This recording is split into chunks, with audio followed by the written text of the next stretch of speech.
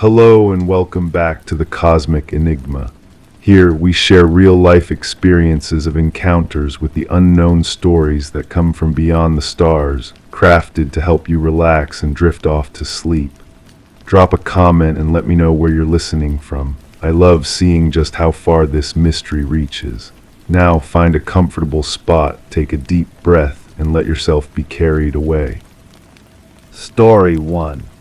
It wasn't unusual for the drawer to remain slightly ajar. Often the contents shuffled themselves, papers and trinkets lining up in a neat disorder. I didn't check if the envelope was still there. The mail was untouched, and the dust on the countertop formed a smooth layer, as if preserving a moment. I knew the sound of the door closing too softly wasn't just the wind.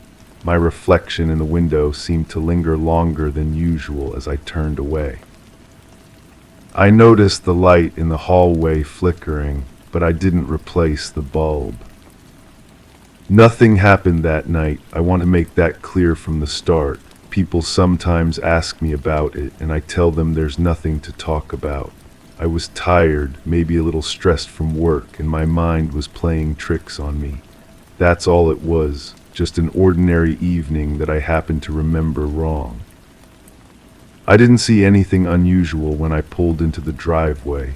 The porch light was on like always, casting that familiar yellow glow across the front steps. I remember thinking how normal everything looked. The neighbor's cat was sitting on my fence post, watching me with those green eyes that seemed to catch the light in a way that made them look almost luminescent. But cats' eyes do that. It's perfectly natural. The front door opened normally. I used my key, turned the handle, stepped inside. Nothing strange about any of that. The house felt the same as it always did when I came home after dark. Maybe a little quieter than usual, but houses get quiet at night. That's what they do. I didn't notice the temperature right away.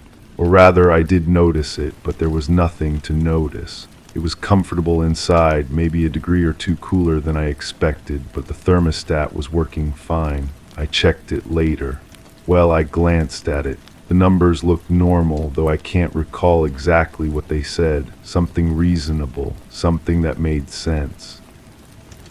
The living room looked exactly as I'd left it that morning. The couch cushions were arranged properly, the coffee table clear except for that magazine I'd been reading. I wasn't reading anything unusual, just something I'd picked up at the store, probably about home improvement or cooking. Normal things, the kind of magazine you forget about as soon as you put it down. I went to the kitchen to get some water. The faucet worked fine, produced clear, cold water that tasted like it always did. I used the same glass I always used, the blue one with the small chip near the rim. Though now that I think about it, I don't remember that chip being quite so deep before. But glass chips get worse over time. That's what happens when you use something regularly. The refrigerator hummed quietly in the background, a steady, mechanical sound that I'd grown so accustomed to I barely heard it anymore. Except that night, for some reason, I did hear it. Not louder than usual, just more present somehow, more deliberate. Like it was working harder to maintain the same temperature, though when I opened the door everything inside was perfectly cold. I didn't spend much time in the kitchen. There was no reason to linger. I had my water, I'd checked that everything was normal, and I was ready to relax for the evening. The living room called to me, with its comfortable furniture and familiar arrangement. I settled into my usual spot on the couch and reached for the remote control. The television turned on without any problems. The picture was clear, the sound crisp and at the right volume. I flipped through the channels, looking for something mindless to watch before bed. Nothing caught my attention particularly, just the usual mix of news and reruns and late-night programming. I settled on something innocuous, a show I'd seen before about people renovating houses. That's when I noticed the reflection in the television screen wasn't quite right. Not wrong exactly, just not quite right. When the picture was bright, I couldn't see myself at all, which was normal. but during the darker scenes, when the screen went black for a moment, I could see my reflection clearly. Too clearly, maybe. And it seemed like I was sitting straighter than I felt I was sitting, more alert, more tense. But reflections in television screens are always distorted. Everyone knows that. The curve of the glass, the way the light hits it, the angle of viewing, all of these things affect how you appear. There was nothing unusual about seeing myself differently than I expected. I probably was sitting straighter than I realized. People do that when they're concentrating, even on something as simple as watching television. I didn't stay in the living room very long. The show wasn't holding my interest, and I was starting to feel tired. It had been a long day, and I was looking forward to getting into bed and sleeping well. I turned off the television, placed the remote back on the coffee table, and headed toward the bedroom. The hallway felt longer than usual as I walked through it. Not dramatically longer, just a few steps more than I remembered. But hallways can feel different depending on your mood, your energy level, the lighting. The overhead bulb was still flickering, casting unsteady shadows on the walls. I made a mental note to replace it soon, though I knew I'd probably forget again. My bedroom door was closed, which struck me as odd since I usually left it open during the day. But maybe I had closed it that morning. Maybe I'd been in a hurry and closed it without thinking. People do things automatically sometimes, without really registering the action. It's perfectly normal to forget small details like whether you closed a door. The doorknob felt colder than it should have, given the comfortable temperature in the rest of the house. Metal doorknobs do that sometimes, especially if there's a draft or if the humidity is low. I turned it and pushed the door open, stepping into the familiar darkness of my bedroom. I didn't turn on the light immediately. I knew the room well enough to navigate in the dark, and my eyes were already adjusting. The bed was exactly where it should be, along the far wall beneath the window. The dresser stood in its usual spot, and the chair in the corner held the clothes I'd draped over it the night before. Everything was as it should be. But the air in the room felt different somehow. Thicker, more substantial, like it had weight to it that I could feel pressing against my skin. I told myself it was just stuffiness from having the door closed all day. Rooms get stale when they're not ventilated properly. All I needed to do was open the window for a few minutes and everything would feel normal again. I moved toward the window, intending to raise it an inch or two to let in some fresh air. The floor felt solid beneath my feet, the familiar carpet soft and yielding. But with each step, I had the strangest sensation that I was walking through something, not just across the floor, but through some kind of resistance that shouldn't have been there. The window was already open, just a crack, maybe an inch, but definitely open. I was certain I'd closed it that morning before leaving for work. I always closed the windows when I left the house. It was a habit, a security measure, a way of keeping the weather and insects out. But there it was, open just enough to let in a thin stream of night air. The air coming through the window wasn't cold, but it made me shiver anyway. Not an unpleasant shiver, exactly, more like the kind you get when someone walks over your grave, as they say. Just a momentary physical response to something I couldn't quite identify. I reached up to close the window properly. That's when I noticed the view outside wasn't quite what I expected. My bedroom window faces the backyard, which is small and enclosed by a wooden fence. Beyond the fence is the neighbor's yard, and beyond that more houses. It's a typical suburban view, nothing remarkable about it. But that night the backyard seemed deeper somehow. The fence appeared to be farther away than usual, and beyond it, instead of the neighbor's house, there was just darkness. But it was night time, and things looked different in the dark. Distances become harder to judge, familiar landmarks disappear into shadow, and your perspective can shift without you realizing it. The neighbor might have turned off their porch light, or there might have been clouds blocking the moon. Any number of perfectly reasonable explanations could account for why the view seemed different. I closed the window firmly and turned away from it. The bed looked inviting, and I was ready to end the day. I began my usual bedtime routine, changing into comfortable clothes, brushing my teeth, setting out clothes for the next morning. All normal activities that I'd performed thousands of times before. The bathroom mirror showed me exactly what I expected to see. My own face, perhaps a little tired from the day's work, but nothing unusual. My eyes looked normal, my skin had its usual color, my hair was arranged the way it always was after a day of wearing it down. I brushed my teeth with the same toothbrush I'd been using for months, using the same toothpaste that had the same mint flavor it always had. But as I rinsed my mouth, I caught sight of something in the mirror that made me pause. Not something wrong, exactly, just something I hadn't noticed before. The bathroom behind me, reflected in the mirror, seemed to extend a little farther than it actually did. The wall behind me appeared to be a few inches more distant than I knew it to be. Mirrors can create optical illusions, especially when you're tired.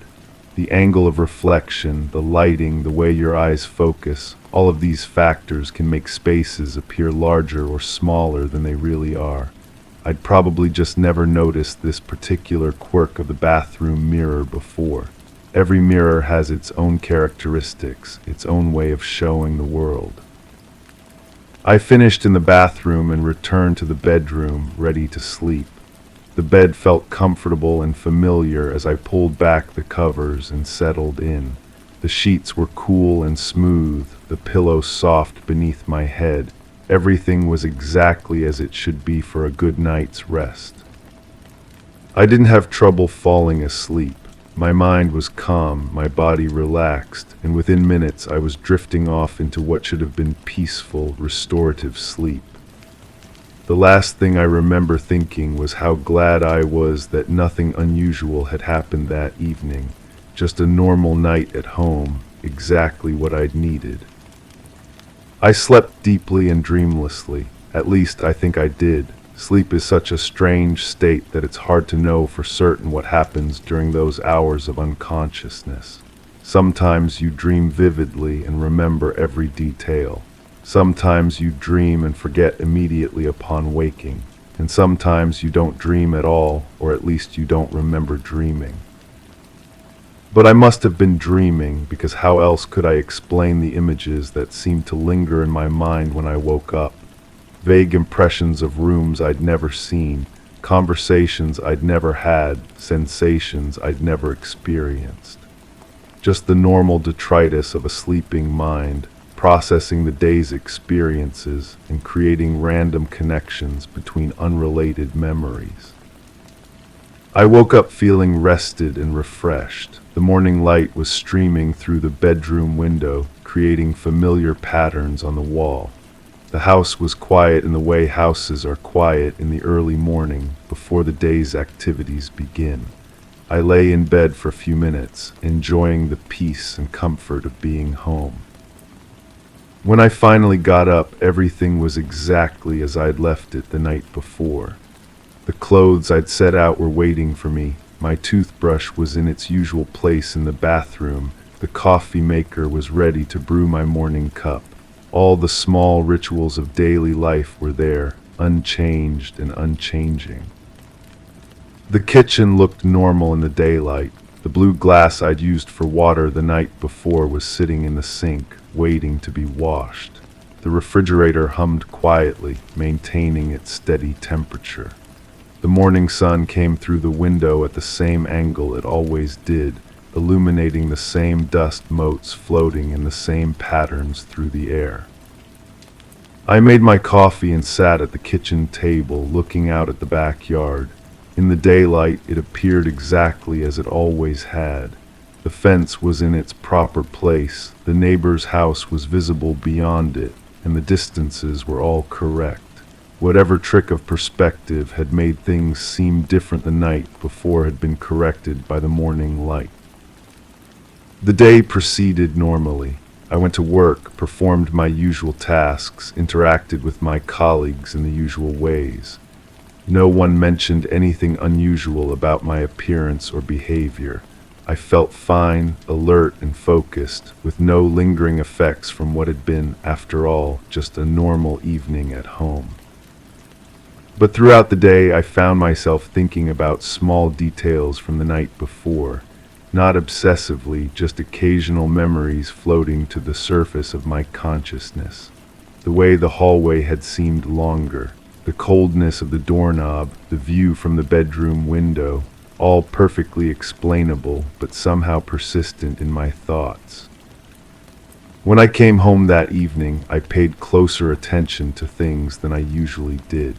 I measured the hallway with my steps and found it to be exactly the length I remembered from all the previous times I'd walked through it. I tested the doorknob and found it to be the same temperature as the surrounding air. I looked out the bedroom window and saw the familiar view of the backyard and the neighbor's house beyond. Everything was normal, everything was as it should be. There was no mystery to solve because there had been no mystery in the first place. Just a tired mind creating significance where none existed, finding patterns in randomness, making connections between unrelated observations. I settled into my evening routine with a sense of satisfaction. The previous night's strange impressions had been explained away by the simple act of paying attention. Reality was solid and consistent, just as it should be. My home was familiar and comfortable, just as it had always been. The television worked perfectly, showing clear pictures and producing crisp sound. The refrigerator hummed at its normal volume. The hallway was its proper length, and the bedroom door opened smoothly when I turned the handle. All the small details that had seemed significant the night before revealed themselves to be perfectly ordinary. I slept well that second night and woke up feeling even more confident that I'd been right to dismiss my earlier concerns. The mind can play tricks, especially when you're tired or stressed, but reality always reasserts itself eventually. You just have to be patient and rational and trust in the consistency of the physical world. Days passed, then weeks, and the memory of that first strange evening faded into the background. I continued my normal routine, going to work, coming home, taking care of the ordinary business of daily life. The house remained familiar and comfortable, showing no signs of the subtle wrongness I thought I detected that night. But sometimes, usually when I was tired or distracted, I'd notice small things that reminded me of that evening. The way shadows fell across the hallway floor, the particular quality of silence in the bedroom, the temperature of metal surfaces when I touched them unexpectedly. Nothing dramatic, nothing that couldn't be explained, just little echoes of that night when things had seemed slightly off. I told myself these were just normal variations in perception. Everyone experiences moments when familiar things seem strange, when the ordinary world takes on an unfamiliar quality. It's a function of mood, of fatigue, of the countless subtle changes in our physical and mental state that occur throughout each day. There's nothing mysterious about it. And I was right, there was nothing mysterious about it. Nothing had happened that first night, and nothing continued to happen on all the nights that followed. My home remained my home, solid and real and consistently itself. The strange impressions I'd had were just that, impressions, fleeting and insubstantial and ultimately meaningless. I'm certain of this because I've tested it. I've paid attention, I've looked for signs, I've remained alert to any indication that something might be amiss, and I've found nothing. No evidence of anything unusual, no confirmation of my earlier suspicions, no reason to believe that anything other than perfectly normal events have occurred in my perfectly normal house. The drawer still sits slightly ajar sometimes, but that's just because the wood has warped slightly with age and humidity. The contents shift occasionally, but that's due to vibrations from passing traffic or the settling of the house's foundation. The envelope is always exactly where I left it, though I still don't check it directly. There's no need to check it. I know it's there. The mail continues to arrive regularly, and the dust on the countertop accumulates at the normal rate. The door closes with the same soft sound it always has, and my reflection in the window behaves exactly as reflections should. The hallway light still flickers occasionally, but I've grown used to it. It provides adequate illumination, and replacing the bulb seems unnecessary. Everything is normal, everything is as it should be, and tonight when I come home from work, everything will continue to be normal. The house will welcome me with its familiar sights and sounds and smells. I'll go through my evening routine, watch television, prepare for bed, and sleep peacefully until morning. There's no reason to expect anything different, no reason to remain alert or watchful or concerned. Nothing happened before, and nothing will happen again. I'm certain of this, as certain as I am of anything in this solid, consistent, perfectly predictable world. Though I do find myself wondering sometimes why I feel the need to be so certain. Story 2.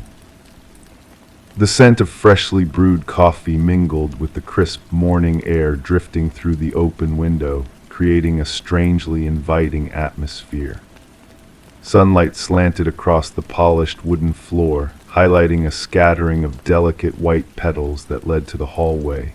The room was serene, yet the soft rustle of curtains, though the air was still, hinted at a presence that shouldn't be there. A gentle breeze tousled the pages of a book lying askew on the armchair, half concealing a cryptic symbol drawn in the dust on the windowsill. My pulse quickened as I realized something quiet but unsettling was unfolding. But that was before I lost the pieces. I know something happened to me. I can feel it in the way my reflection sometimes seems delayed in mirrors, in the way certain frequencies make my teeth ache, in the way I find myself avoiding windows after dark without remembering why.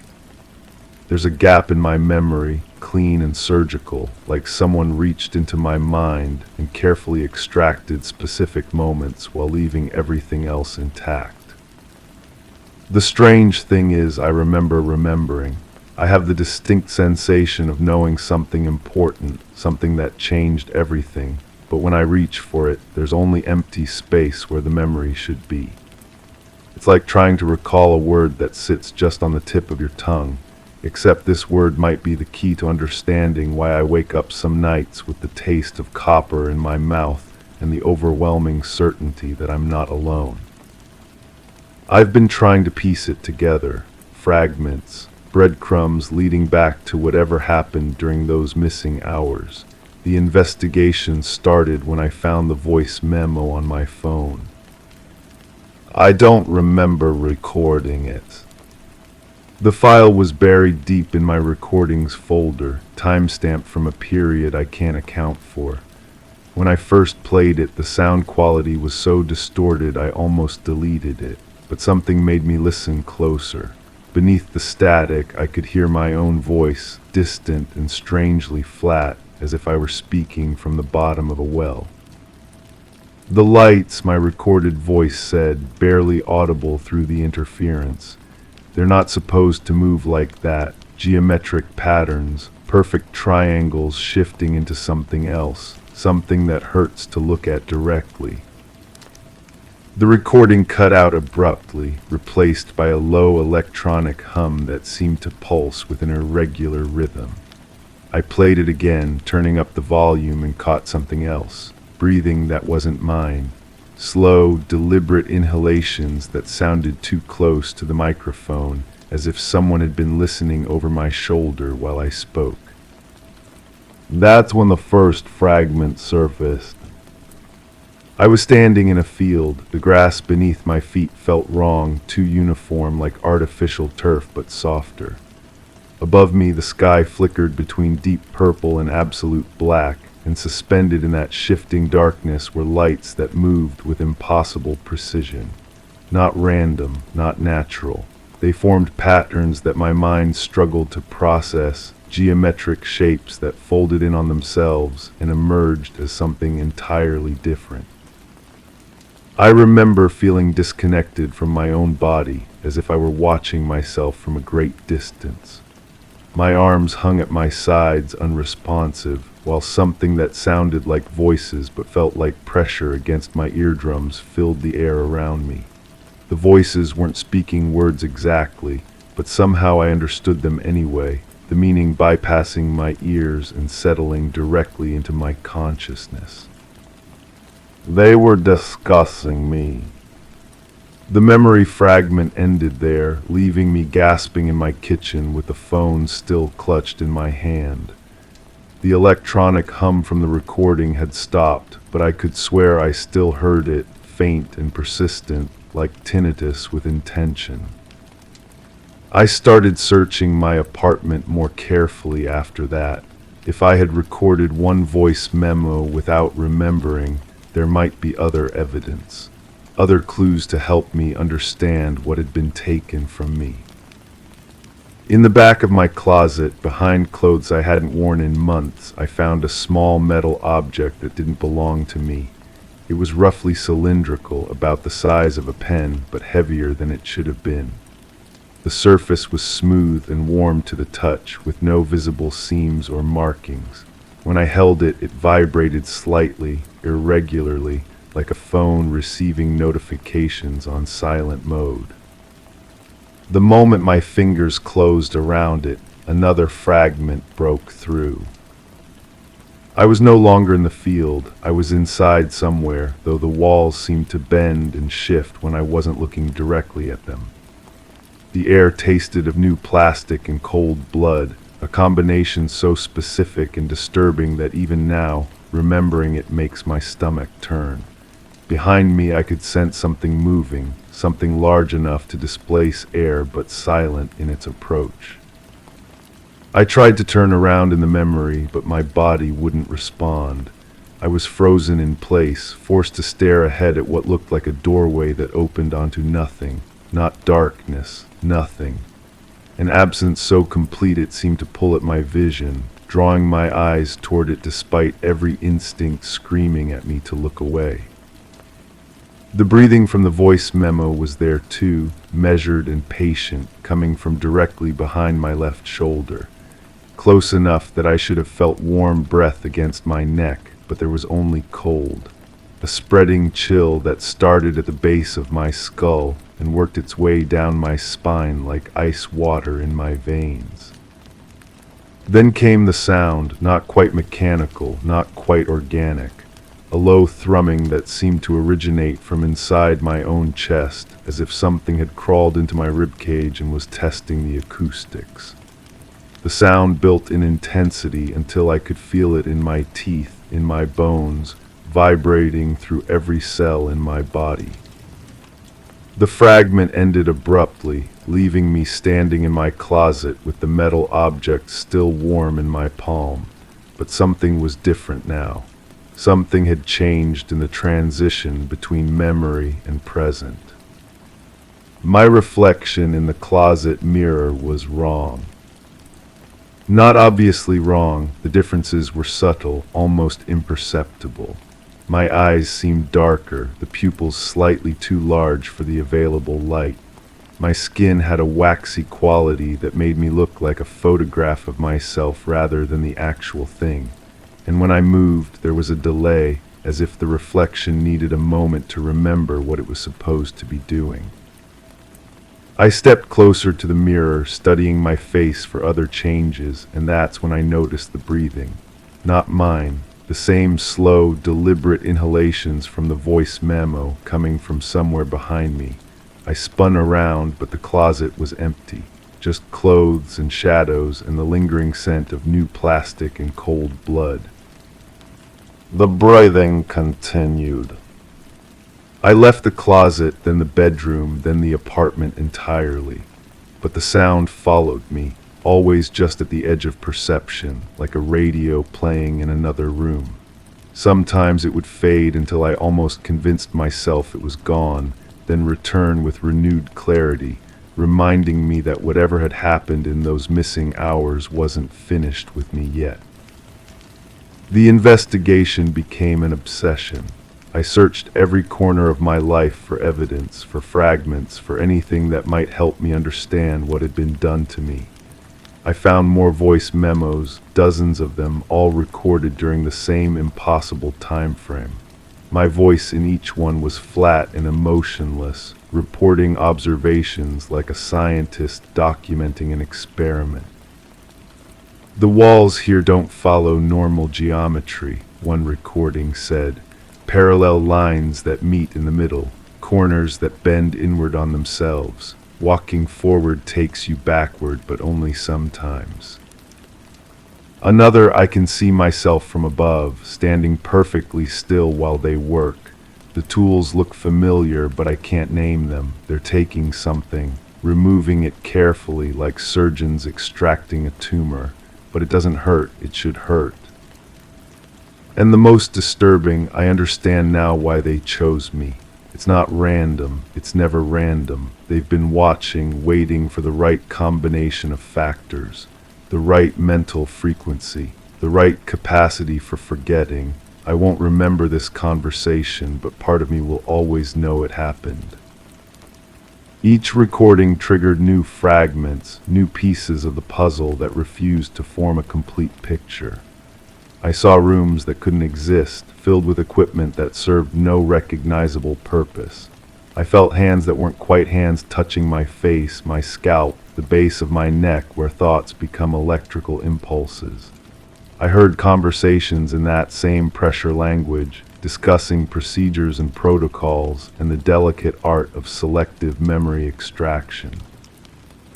But the more I remembered, the more unstable my present became. Electronics in my apartment began malfunctioning. The television would turn on by itself, displaying static that occasionally resolved into images I couldn't quite process before dissolving back into white noise. My phone would receive calls from numbers that didn't exist, playing back recordings of my own voice saying things I'd never said. The lights flickered in patterns that reminded me uncomfortably of those geometric shapes moving against the purple-black sky. And always the breathing, growing louder, more insistent, accompanied now by other sounds. Footsteps that matched my own pace when I walked, the soft rustle of fabric when no one else was in the room, the occasional whisper of my name spoken in a voice that might have been mine but felt foreign in my ears. The final fragment came without warning, triggered not by an object or recording, but by the simple act of looking out my bedroom window one evening. The sun was setting, painting the sky in shades of purple that were too familiar, too specific, and in that purple light I saw them again. The lights, moving in their impossible patterns, weaving through the air above the buildings like luminous thread through fabric. But this time I could see more than just the lights themselves. I could see what was casting them, the source hidden behind a veil of perception that was finally, terrifyingly, beginning to lift. They were still there, they had never left. In the fragment, I was back in that room with the bending walls, but now I could see the procedure clearly. I was lying on something that wasn't quite a table, surrounded by figures that weren't quite human.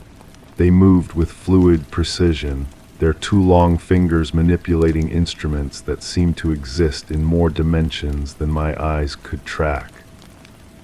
One of them leaned over me, its face a shifting blur of features that refused to hold a single form.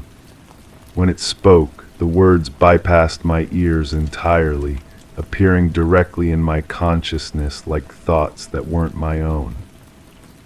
"The extraction is nearly complete," it said without saying. "The subject will retain baseline functionality but lose access to the core experience. Standard protocol for unscheduled contact events." Another figure approached, carrying something that looked like a small glass sphere filled with swirling light. My memory, condensed and contained and ready for removal. As I watched, helpless and fascinated, they began the final phase of the procedure. But something went wrong. The sphere cracked, just a hairline fracture, barely visible, but enough to compromise the containment. Some of the light leaked out, seeping back into my consciousness even as they tried to extract it. Not enough to preserve the complete memory, but sufficient to leave traces, fragments, breadcrumbs that would eventually lead me back to this moment of understanding. The figures paused, consulting among themselves in their pressure language. One of them gestured toward me with an appendage that had too many joints, and I felt a cold touch against my forehead. A patch, a temporary fix to prevent the compromised extraction from causing immediate complications. The subject will experience delayed recall, the first figure explained to its companions. The fragments will surface gradually, but the core memory remains inaccessible. We will monitor the situation. The fragment ended there, but the implications lingered like smoke in my mind. I wasn't remembering the past. I was living the present. The procedure hadn't ended with my extraction from that impossible room. It was ongoing, a slow-motion experiment in memory recovery and psychological adaptation. They were still watching. I turned away from the window, but the purple light followed me, seeping through the glass and casting geometric shadows on my walls. The breathing was louder now, no longer trying to hide itself. It filled the room with patient rhythm, the sound of something that had all the time in the world to wait for me to understand. My reflection in the window showed someone I almost recognized. The face was mine, but the expression belonged to someone else. Someone who had seen things that couldn't be unseen, experienced procedures that couldn't be undone. The eyes held knowledge that felt dangerous to possess, memories that existed in the spaces between thoughts where conscious awareness couldn't reach. I picked up my phone to record another voice memo to document this latest fragment while it was still fresh.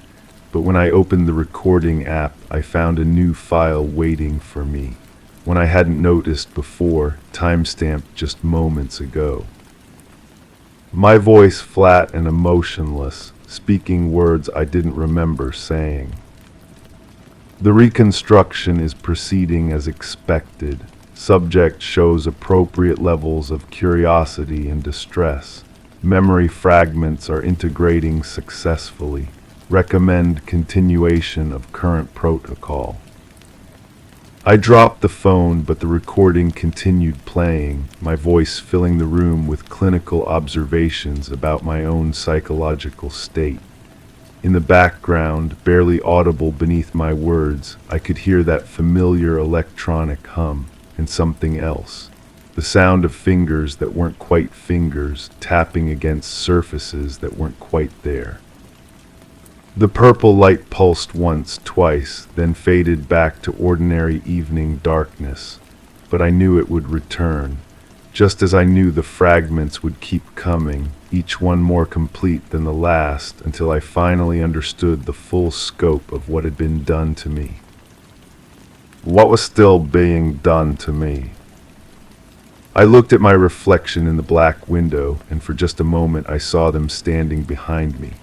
Tall, fluid shapes with too many angles, watching with interest that felt both scientific and hungry. When I turned around, they were gone, but the impression remained. The certainty that I was not alone, had never been alone, would never be alone again. The breathing continued, patient and measured, counting down to something I couldn't name but somehow anticipated. And in that rhythm, in that endless electronic hum, I heard a question that had no words but demanded an answer anyway. What happens when the reconstruction is complete? Story 3. It happened precisely at the odd-numbered hours, every day without fail, a soft thud on the wooden porch outside my door.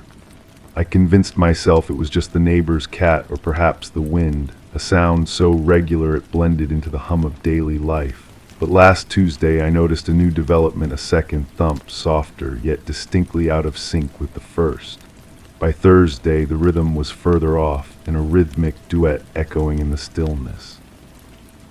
Today the thuds have stopped entirely, leaving only the clock ticking away the minutes. I can't help but wonder, has something finally changed? I've been sitting here for hours now, staring at this blank page, my fingers hovering over the keyboard like they're afraid to touch the keys. For 3 years I haven't told anyone what really happened back then. Not my family, not the therapist they made me see, not even myself most days. I've gotten good at pretending it was just stress, just isolation, just my mind playing tricks on me in that empty house. But the silence is getting heavier, pressing down on my chest until I can barely breathe, and I think I'm finally ready to say it out loud. Or maybe I'm not ready, maybe I'll never be ready, but I can't keep carrying this alone anymore. I moved to that place because I needed quiet. My life had gotten too loud, too crowded with expectations and deadlines and people who wanted pieces of me I didn't have left to give. The house was perfect for what I thought I needed, isolated, surrounded by acres of woods, with only the occasional delivery truck breaking the endless stretch of silence.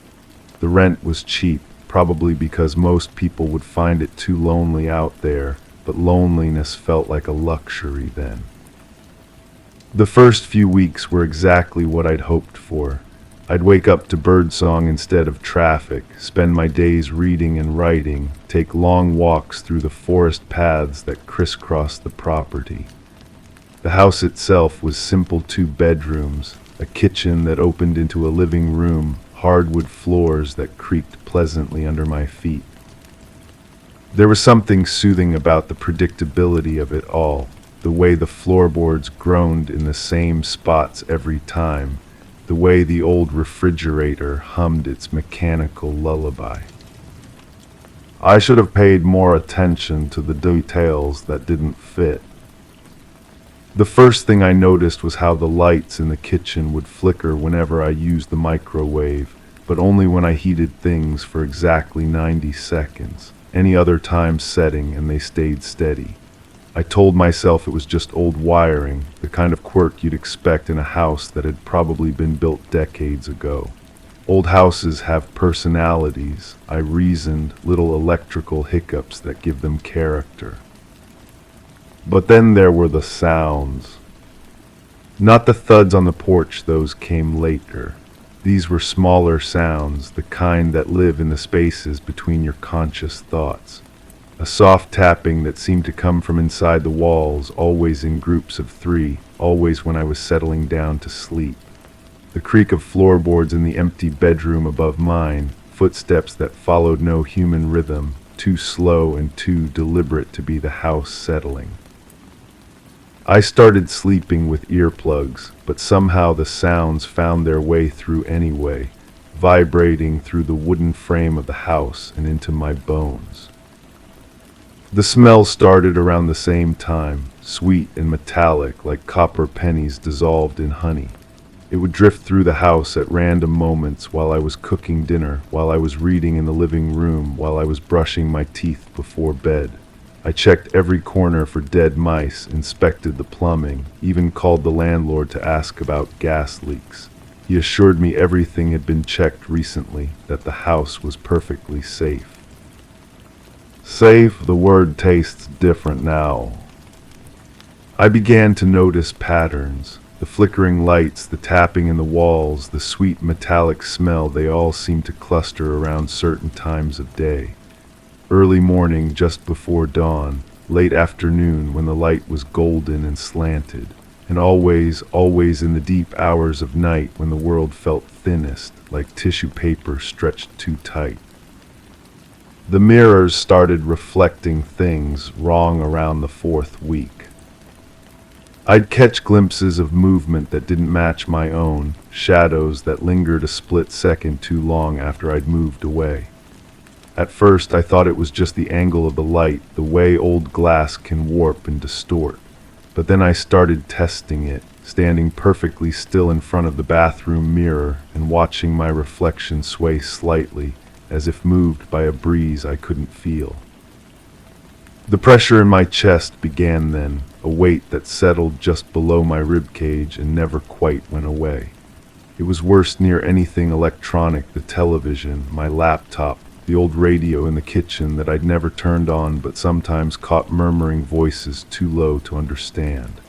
The pressure would build until I had to step outside, gasping for air that tasted clean and normal under the open sky.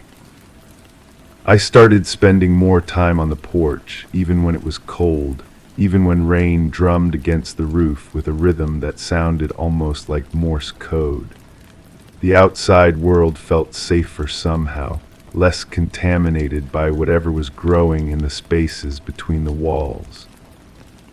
That's when the thuds started, soft at first, so regular I barely noticed them. 1 o'clock, 3 o'clock, 5 o'clock, always on the odd hours, always the same gentle impact against the wooden boards just outside my door. I told myself it was an animal, maybe a raccoon or a possum following some instinctual pattern I didn't understand. But animals don't keep such perfect time. I tried staying awake to catch whatever was making the sound, positioning myself by the front window with a clear view of the porch. But every time the hour approached, my eyelids would grow heavy, my thoughts would scatter like leaves in wind, and I'd wake up minutes later to the echo of the thud still vibrating through the floorboards. The second thud changed everything. It broke the pattern, introduced chaos into what had been a strange but predictable rhythm. 2 sounds now, overlapping but not quite synchronized, like a heartbeat with an irregular murmur.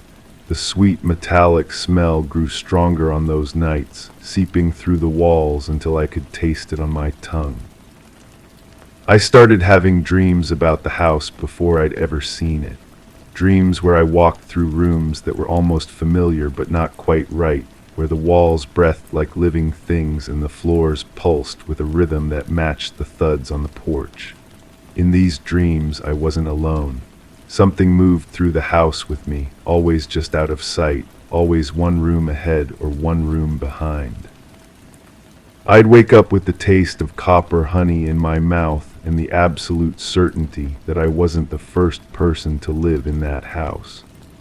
Wasn't the first person to hear those sounds, to smell that smell, to feel the weight pressing down on my chest whenever I got too close to the mirrors.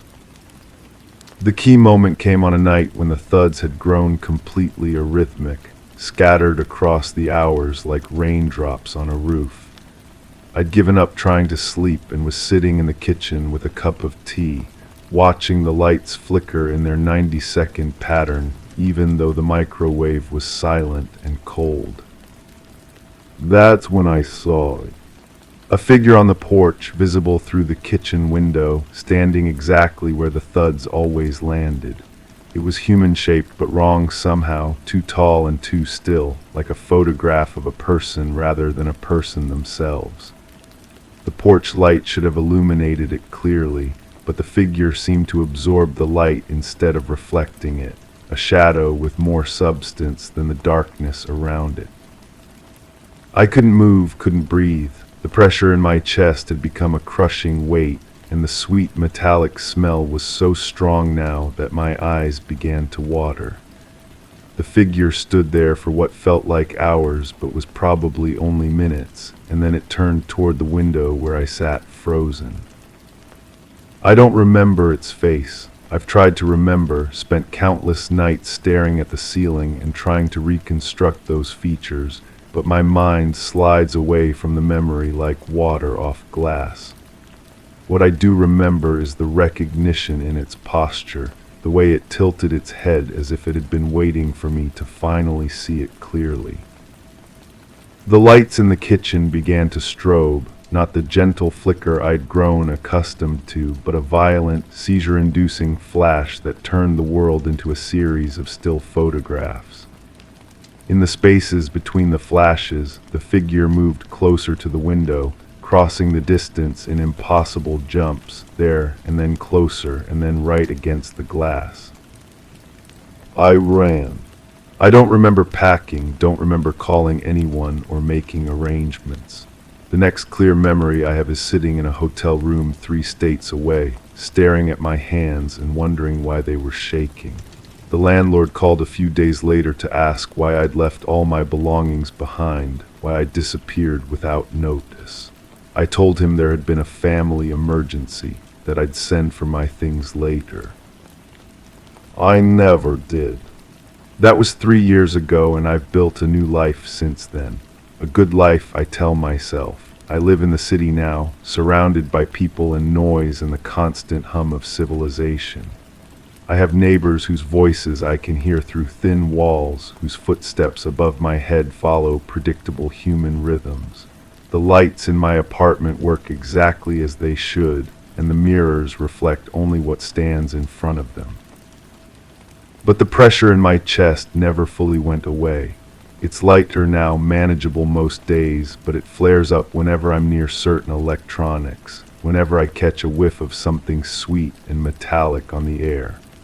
My dreams are still wrong sometimes, full of rooms that breathe and floors that pulse and figures that stand just outside the reach of memory.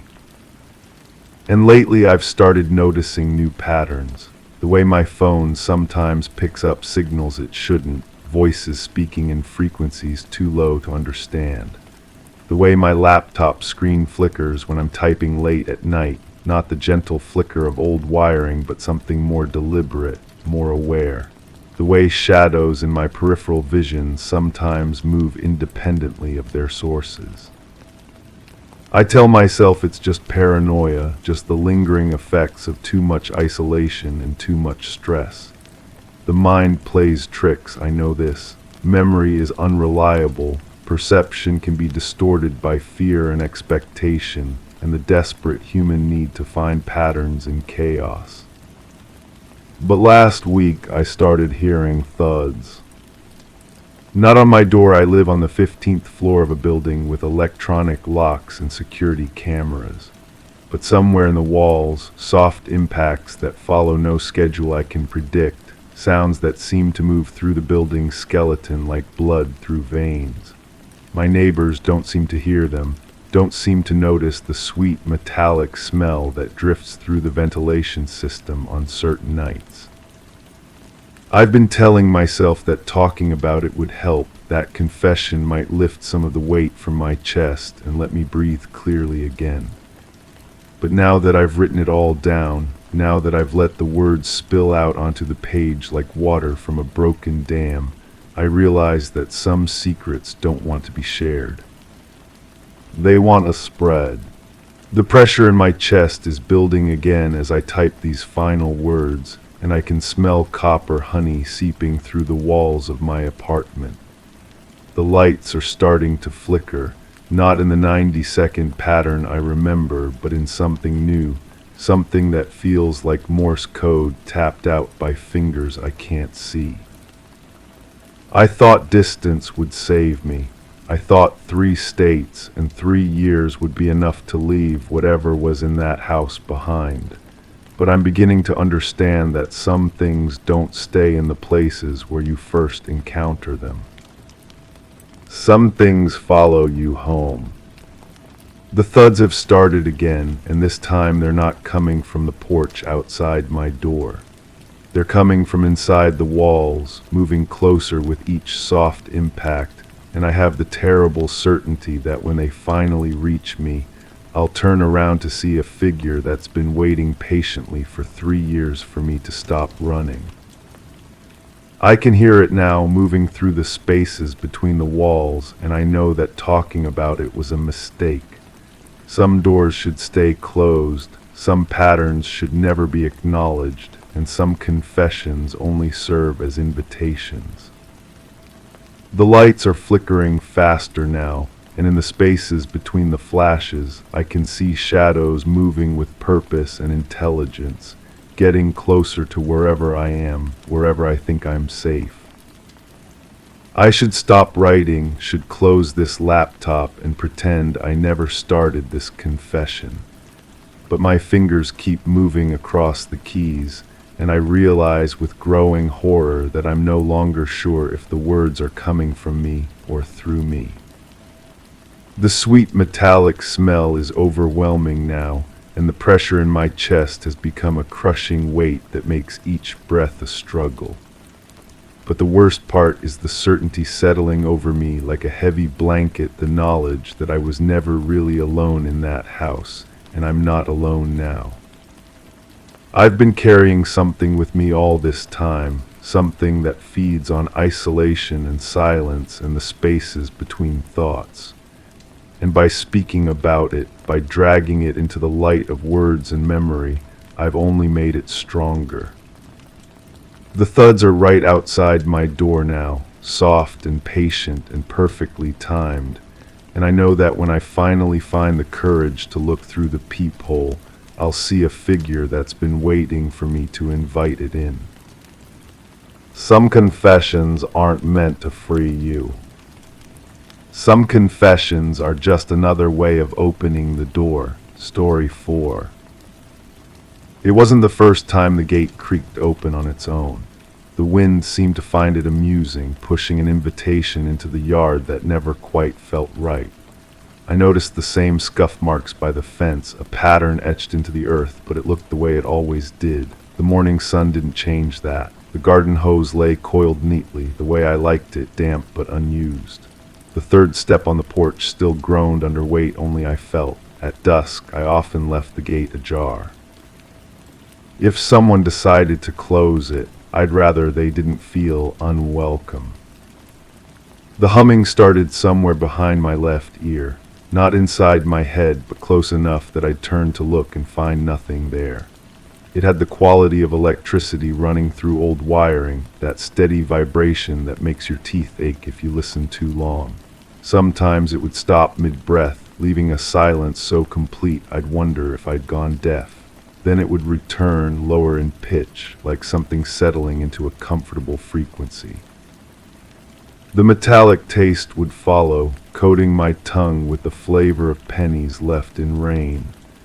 I'd brush my teeth twice, 3 times, but the taste lingered for hours, sometimes days. The kitchen felt occupied when I wasn't in it.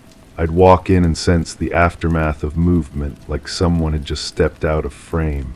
The air would still be disturbed, carrying a warmth that didn't match the temperature of the room.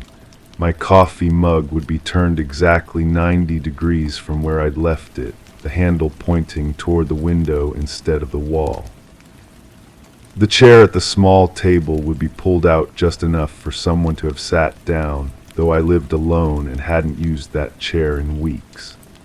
When I'd push it back in, the legs would scrape against the linoleum with a sound that made my spine contract, but the feeling of presence would remain, patient and unhurried, like someone waiting for me to acknowledge what I already knew. My thoughts began arriving preformed, complete sentences dropping into my consciousness without the usual process of formation. I'd think about checking the mail and suddenly know exactly how many pieces would be there, what color the envelopes would be, which one would have my name misspelled. These weren't my thoughts. They had a different texture, a clinical precision that felt foreign against the usual chaos of my mind. I'd find myself walking to the refrigerator without remembering the decision to go there, my hand already reaching for the handle before I realized I was moving. The strangest part was how normal it felt in the moment, how naturally I'd accept these borrowed intentions until later, when I'd replay the day and wonder who had been driving. The light came from underneath, not from below the ground, but from beneath the surface of things. I was standing in the backyard near the fence where the scuff marks lived, and the grass began to glow with a soft, blue-white radiance. Each blade was outlined in light, pulsing gently like a heartbeat made visible. The fence posts hummed with the same frequency I'd been hearing, and I realized the sound had always been coming from here, from this exact spot. The air tasted like ozone and copper, so thick I could barely breathe. When I reached out to touch the fence, my hand passed through it like it was made of smoke. The light intensified, washing out my vision until everything was white, pure and empty. Then silence, complete, absolute silence that pressed against my eardrums like deep water. I stopped sleeping through the night, not insomnia exactly, but a persistent awareness that would pull me back to consciousness every few hours. I'd wake with the taste of metal stronger than ever, and my hands would be tingling like I'd been gripping something electrical. The sheets would be damp with sweat that smelled wrong, acidic, and sharp. During the day, I'd catch myself checking my palms for burns or marks, finding nothing but the persistent sensation of having held something that didn't want to be held. The humming would be louder in the morning, following me from room to room until I'd finally go outside and stand by the fence, where it would fade to a whisper. But sometimes I remember it differently. Sometimes the light came from above, streaming down in columns that turned the air solid. I was inside the house, looking out through the kitchen window, watching the backyard transform into something that hurt to observe directly. The fence was intact, more real than real, casting shadows that moved independently of the light source. The humming wasn't electrical but organic, like the sound of breathing amplified through speakers. When I pressed my face against the glass, my reflection showed someone else looking back, someone with my features but different eyes, eyes that had seen what I was trying to forget. The taste in my mouth wasn't metal but salt, like tears I hadn't cried yet. I don't try to understand it anymore. Understanding requires a kind of mental architecture that I no longer possess, rooms in my mind that have been rearranged or removed entirely. The gate still creaks open on its own, and I've stopped closing it. The scuff marks by the fence have multiplied, spreading in patterns that suggest purpose without revealing meaning. The humming has become part of the ambient sound of my life, as constant as my heartbeat. I've learned to live with the borrowed thoughts, to let them guide me through routines that feel both familiar and foreign. The light hasn't returned, or maybe it never left. Maybe I've just stopped seeing it the way I used to see things. Some mornings I wake up knowing that something fundamental has shifted during the night, that I'm a little less myself than I was before. The taste of metal has become the taste of home. I don't fight it anymore. Fighting requires a self that remembers what it was fighting for, and that self feels like someone I used to know, someone who lived here before I learned to leave the gate open for visitors who never quite arrive. Story 5. The gentle hum of the ceiling fan was the only sound piercing the stillness of the living room, swirling the faint scent of lavender polish through the air. The late afternoon sun cast long shadows, stretching lazily across the floorboards, but one shadow flickered unsteadily, like it was alive. On the corner table, a single, crisp envelope lay slightly ajar, its contents peeking out mischievously. Despite the quiet, a prickling sensation crept up my spine, as if the room was holding its breath, waiting for something unspeakable to surface. I've been having the same dream for weeks now. At least, I think it's a dream. It always starts the same way. I'm lying in bed, but not my bed somewhere else, somewhere with walls that seem to breathe. The ceiling above me is too high, stretching into darkness that my eyes can't quite penetrate. There's a light up there, small and oval, pulsing with a rhythm that feels almost familiar, like a heartbeat but slower, more deliberate. The first time I had this dream, I woke up thinking about work stress. Too many late nights, too much coffee. The mind plays tricks when you're exhausted, creates these strange little theaters in your sleep. But the light stayed with me all morning, that gentle pulsing, and I found myself looking up at my own bedroom ceiling, searching for something that wasn't there. In the dream, there's always a sound underneath everything else. A constant hum, like someone was modulating a frequency only I could hear. It's not unpleasant exactly, but it fills the space between my thoughts, makes everything feel muffled and distant. When I try to move in the dream, my body feels heavy, like I'm underwater, and that hum gets louder, more insistent. The second time the dream came, it lasted longer. The oval light above me began to move, drifting slowly from left to right, casting shadows that didn't match anything I could see in that strange, breathing room. I tried to turn my head to follow it, but my neck wouldn't respond. Only my eyes could track its movement, and as it passed overhead, I felt a warmth spreading across my skin, like being touched by sunlight through water. That's when I heard the voice. It was metallic, distorted, like words being spoken through an old radio with poor reception. I couldn't make out what it was saying, but the cadence was careful, measured, as if someone was reading from a script. The voice seemed to come from everywhere and nowhere, filling that humming space around me. I strained to understand, but the harder I listened, the more the words seemed to slip away, like trying to hold onto smoke. When I woke up that second morning, my throat felt dry, as if I'd been talking in my sleep.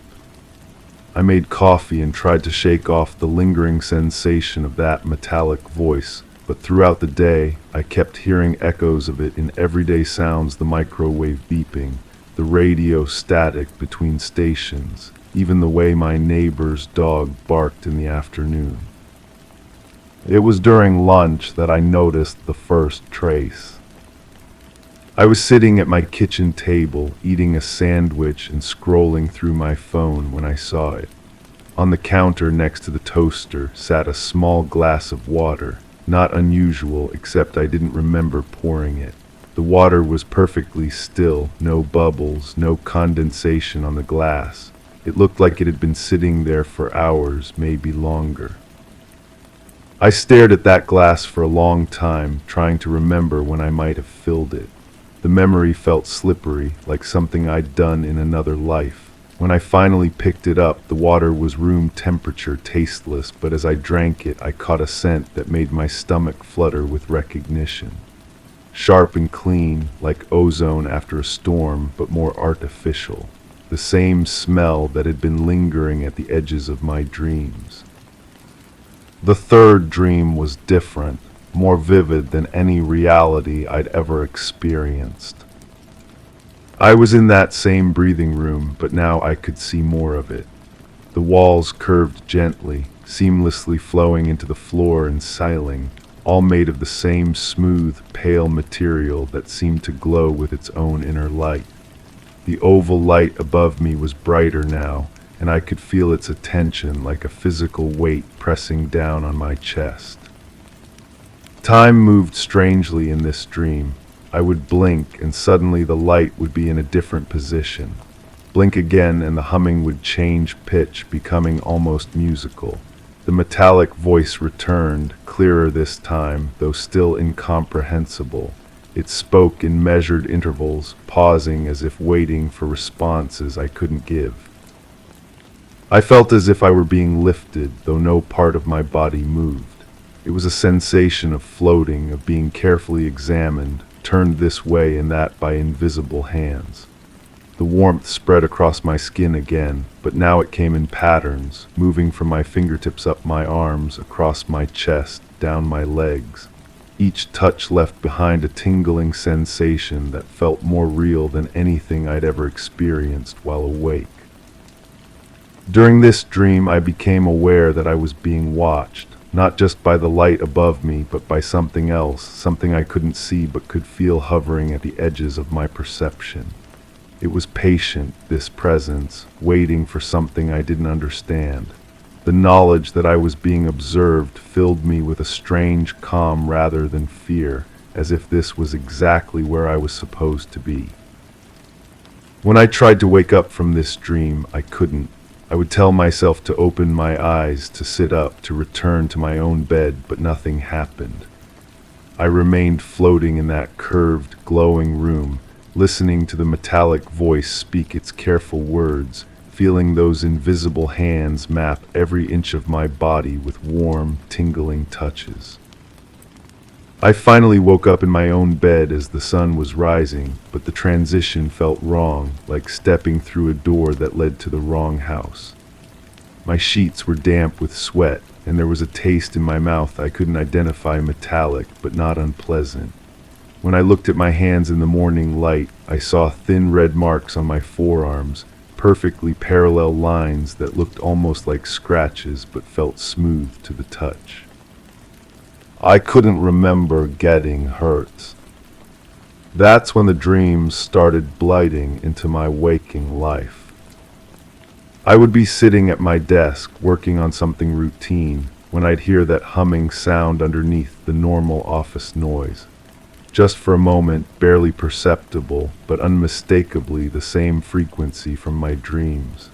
I'd look around, trying to locate the source, but my colleagues seemed oblivious, continuing their conversations and typing as if nothing had changed. The oval light began appearing too, reflected in windows, in the surface of my coffee, in the black screen of my computer when it went to sleep. Always the same size, always pulsing with that slow, deliberate rhythm.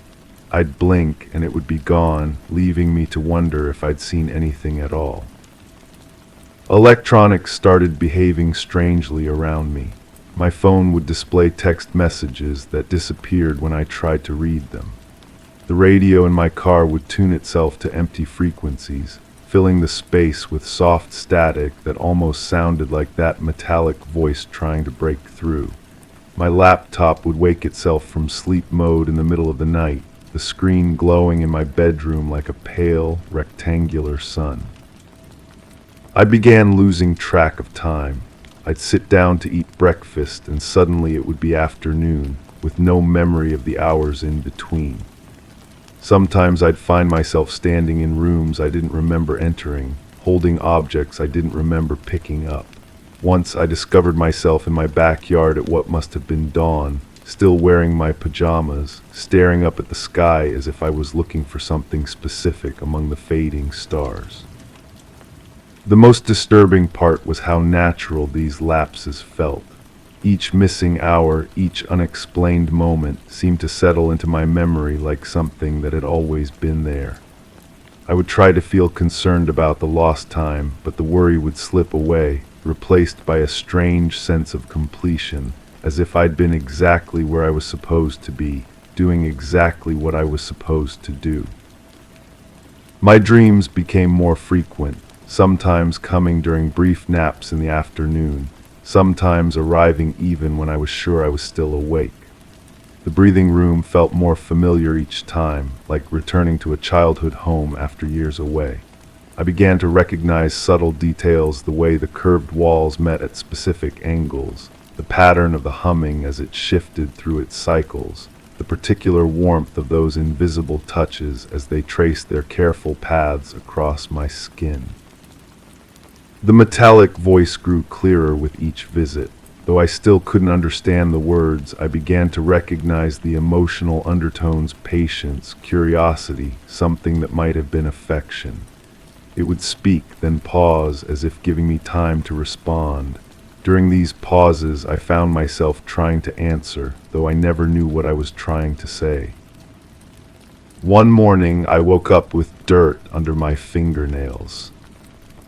I stared at my hands for a long time, trying to understand how soil had gotten there. I hadn't been gardening, hadn't been outside as far as I could remember, but there it was, dark earth packed neatly under each nail, as if I'd been digging. When I washed it away, the water in the sink turned brown, swirling down the drain like a tiny whirlpool carrying secrets I couldn't name. That afternoon, I found the hole. It was in my backyard near the fence, perfectly round and about the size of a dinner plate. The earth around it was disturbed, pushed up in small mounds that looked exactly like what you'd expect from someone digging with their bare hands. I knelt beside it, staring down into darkness that seemed deeper than it should have been for such a small opening. As I crouched there, I caught that familiar scent rising from the whole ozone and artificial cleanness, the same smell that had been haunting my dreams. The whole seemed to pulse with its own rhythm, and for a moment I could swear I heard that metallic voice echoing up from somewhere far below, speaking its careful, incomprehensible words. I covered the hole with a piece of plywood and tried to forget about it, but I could feel it there in my backyard, like a presence watching my house. That night I dreamed I was floating above it, looking down through the earth and wood and darkness to see that familiar oval light pulsing far below, waiting patiently for something to descend. The boundary between sleeping and waking dissolved completely after that. I would find myself in the breathing room at random moments throughout the day, sometimes for just a few seconds, sometimes for what felt like hours. The transitions became seamless. One moment I'd be brushing my teeth, the next I'd be floating in that curved, glowing space, feeling those warm touches map my body while the metallic voice spoke its patient words. My reflection started looking wrong. Not dramatically different, but subtly off, like a photograph that had been slightly overexposed. My eyes seemed brighter, more alert, as if they were seeing things that weren't quite there. Sometimes, when I caught my reflection unexpectedly, I would see that oval light pulsing faintly in my pupils before it faded away. People began treating me differently, though I couldn't pinpoint exactly how. Conversations would pause when I entered a room, not in an unwelcoming way, but as if everyone was waiting for me to say something important. Strangers would look at me with a kind of recognition, nodding slightly as if we shared a secret I couldn't remember learning. I started finding objects in my house that I didn't recognize, small, smooth stones that felt warm to the touch, pieces of metal bent into impossible curves, photographs of places I'd never been but that felt achingly familiar. Each new item would appear overnight, placed carefully on my kitchen counter or bedside table, as if left there by someone who knew exactly where I would look for them. The dreams, if they were still dreams, began to feel more real than my waking life. In that breathing room, everything made sense. The humming filled all the empty spaces in my mind, the warm touches answered questions I didn't know I'd been asking, and the metallic voice spoke truths that I could almost understand. When I returned to my regular life, everything felt muted, like watching a movie with the sound turned down. I began to suspect that what I'd been calling dreams were actually memories trying to surface, experiences that had been carefully buried but were now working their way back to consciousness. The breathing room wasn't a creation of my sleeping mind, it was a place I'd actually been, a place I was still going, even when I thought I was safe in my own bed. The realization should have terrified me, but instead it brought a strange sense of relief. The missing time, the unexplained objects, the way electronics behaved around me, it all began to make sense if I stopped thinking of the breathing room as a dream and started thinking of it as another kind of reality, one that existed parallel to my everyday life. Last night I had the dream again, the same breathing room, the same oval light, the same patient metallic voice. But this time, when those invisible hands touched me, they left something behind. Not the usual warm tingling, but something solid, something real. When I woke up this morning, there was a small, smooth object in my palm. It looked like a stone, but it was perfectly spherical and felt warm, as if it had been sitting in sunlight for hours. When I held it up to the light, I could see something moving inside it, a tiny oval shape that pulsed with a familiar rhythm. I'm holding it now as I tell you this story, feeling its warmth spread through my fingers. It's not a dream anymore, if it ever was. The breathing room, the metallic voice, the patient presence that's been watching me, they're all real, and they're all still here, waiting for me to understand what they've been trying to tell me. The hole in my backyard has grown larger. The electronics in my house hum constantly now. And sometimes when I look in the mirror, I see that oval light reflected in my eyes, pulsing like a heartbeat, like a signal, like a door that's finally ready to open. Tonight, I think I'll stop trying to wake up. Story 6. It used to be predictable, unchanged for years. The window on the ground floor always closed at dusk. I'd watch from my kitchen, the same routine, unnoticed by most, but somehow comforting to me. This week it shut a few minutes early, and yesterday it remained open long after dark. Tonight it's half closed, an oversight or perhaps a new habit, leaving a sliver of shadow spilling onto the street. There's no breeze, yet a curtain ripples inside. Nothing happened that night. I want to make that clear from the start. People have been asking me questions, and I keep telling them the same thing: there's nothing to talk about. I stayed home, made dinner, watched the usual shows, just an ordinary evening. The window across the street was half open, like I mentioned, but that's not unusual. People change their routines all the time. I didn't see anything strange, not really. Maybe I glanced over a few more times than usual, but that's only because the change caught my attention. The curtain was moving, but there had to be an explanation. Air conditioning, maybe, or someone walking around inside. Perfectly normal reasons.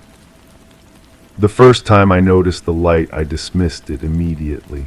It wasn't even a light, actually. More like the absence of light, if that makes sense. The room behind the window should have been dark, and it was dark, but somehow I could see into it anyway, which is impossible, obviously. I must have been seeing the reflection of my own kitchen lights on the glass. That would explain why the darkness seemed to have shape to it, why it looked almost deliberate. I went to bed at my usual time. Nothing kept me awake. I sleep soundly, always have. Though I do remember lying there for a while, listening to what sounded like static. But the television was off, and so was the radio. Old houses make noise, though, pipes settling, wood expanding. The static sound was probably just the heater kicking on, even though it wasn't cold enough to need heat. I definitely didn't get up in the middle of the night, I'm certain of that. I stayed in bed until morning, like always. But somehow I know that the window was fully open by then. Not that I checked. I wouldn't have any reason to check. It's just that when I made coffee the next morning, I happened to glance over and it was wide open. The curtain was completely still.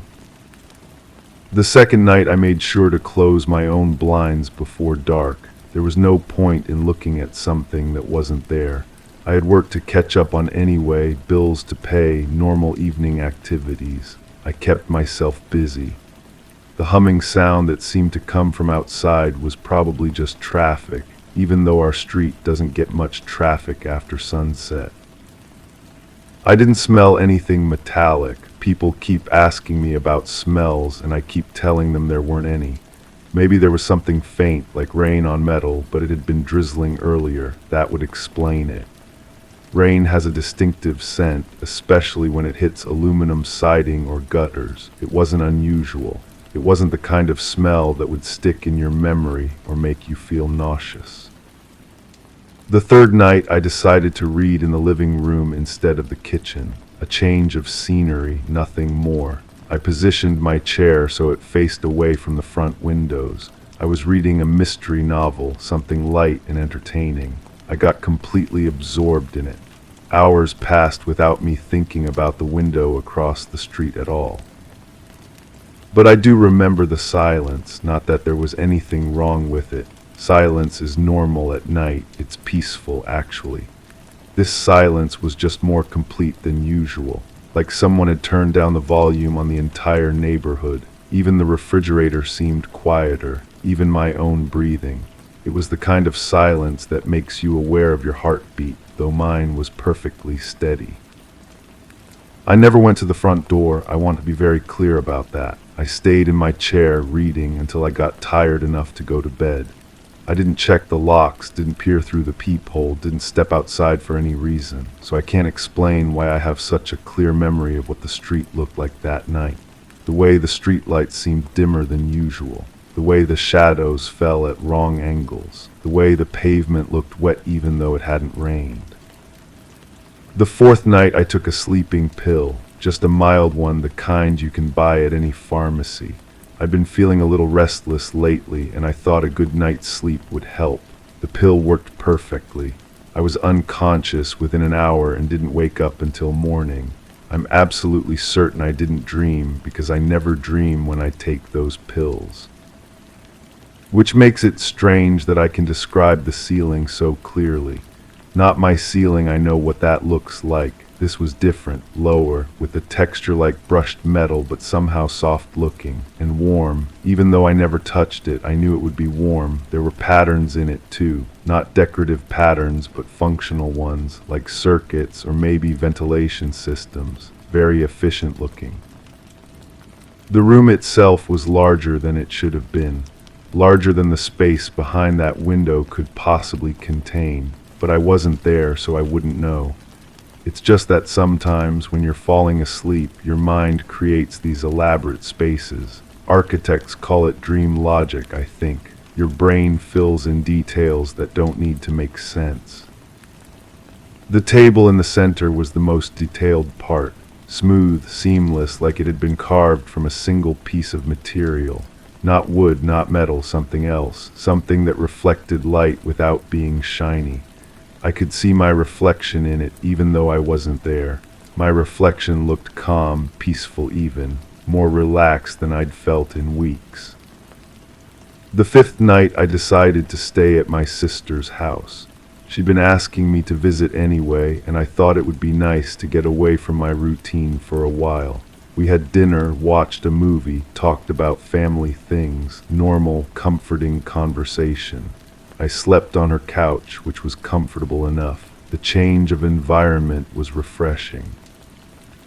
But even there I could feel the pull. Not a physical pull, obviously. More like knowing that something was waiting for me. Like when you leave a pot on the stove and you can't quite relax until you go back and check it. Except I hadn't left anything on the stove. My house was secure, everything turned off, doors locked. There was no logical reason to feel drawn back. I did go home early the next morning. My sister understood. I told her I had things to take care of, which was true. Everyone has things to take care of. The drive back was pleasant, actually. The morning light made everything look normal again, familiar, safe. The window across the street was closed when I got home, completely closed with the curtains drawn. It looked like no one lived there at all, which was ridiculous because obviously someone lived there. I'd seen lights, movement, the usual signs of occupancy. But looking at it that morning, it had an empty feeling, like a house that's been abandoned for years. I spent that day cleaning, organizing, keeping busy. Physical activity helps when you're feeling unsettled. I vacuumed, did laundry, reorganized my closets. Productive, normal activities. I even baked bread, something I hadn't done in months. The smell filled the house, warm and homey. It covered up that faint metallic scent that seemed to linger in certain rooms. That evening I made dinner and ate it in the kitchen, facing the window like always. The routine felt good, stabilizing. The window across the street remained closed, which was somehow both reassuring and disappointing. I'd grown accustomed to the small changes, the minor variations in the pattern. Without them, the evening felt flat. But as the sun set, I noticed something new. The window was closed, yes, but there was light coming from underneath it. Not electric light, something cooler, more diffuse, like moonlight, except the moon wasn't visible yet. The light had a quality to it that made me want to keep watching, not because anything was happening, but because it felt like something might happen. I found myself standing at my own window, though I don't remember getting up from the table. My hands were pressed against the glass, and the surface felt warm under my palms. which was odd because glass is usually cool to the touch, especially in the evening. But I must have been standing there for a while, long enough for my body heat to warm it up. The light across the street was getting brighter, still soft, still diffuse, but definitely stronger. And I could see shapes moving behind the closed curtains, not people shapes, more geometric, purposeful, like machinery, but quieter than any machinery I'd ever heard. The movement had a rhythm to it, almost hypnotic. I realized I was holding my breath, not from fear or excitement, just concentration.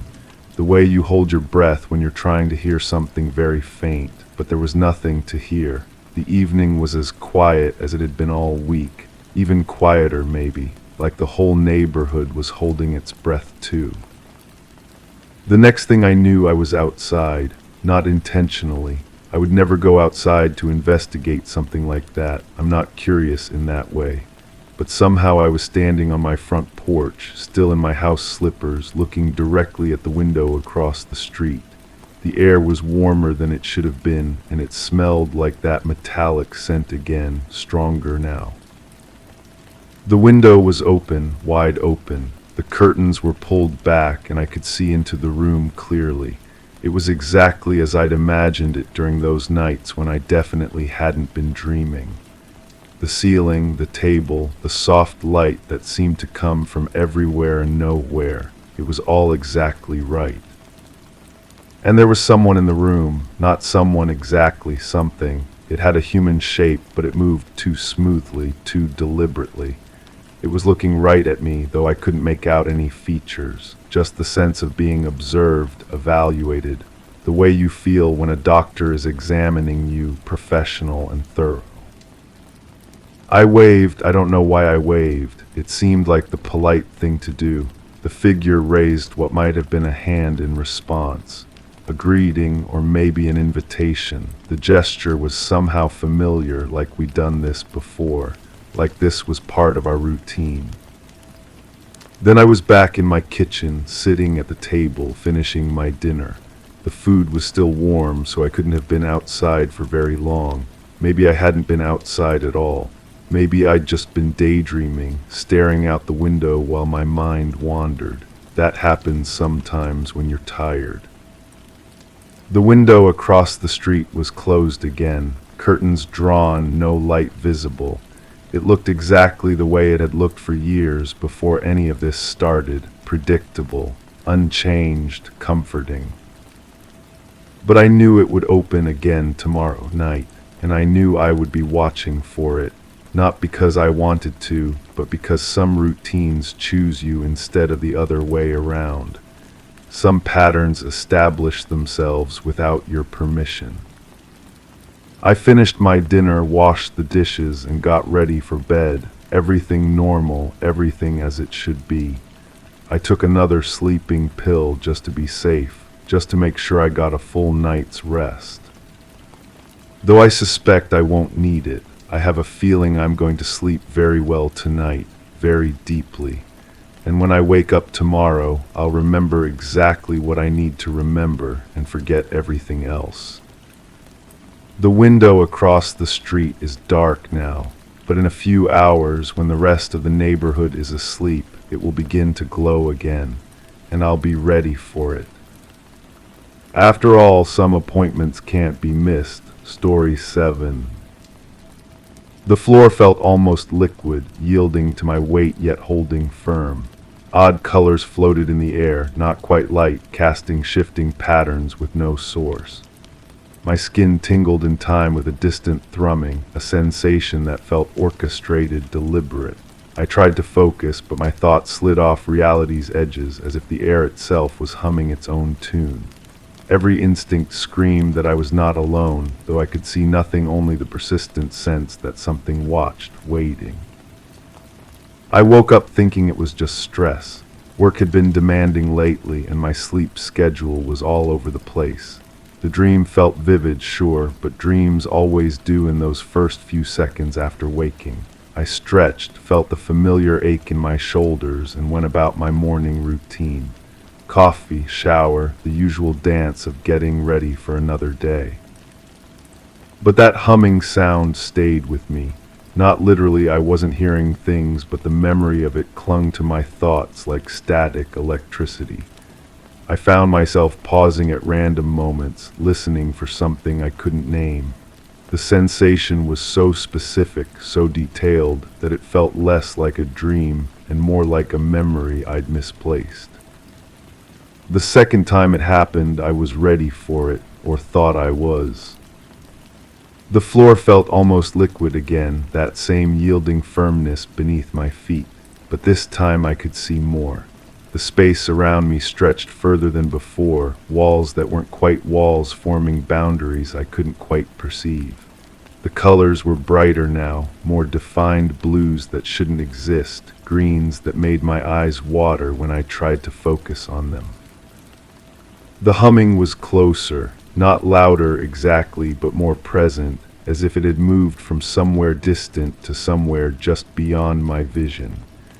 I turned toward the sound, and that's when I saw the light.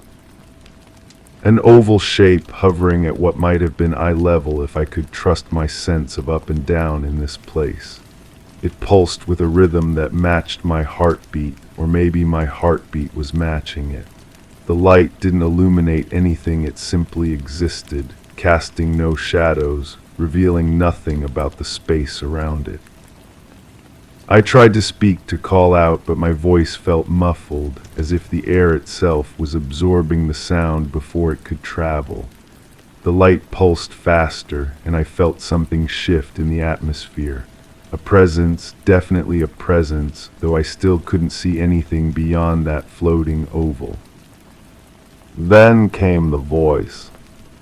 It wasn't quite a voice, more like the idea of speech filtered through water or thick glass. The words, if they were words, felt familiar in a way that made my skin crawl, like hearing your own voice played back on a recording, but distorted just enough to make you question if it's really you.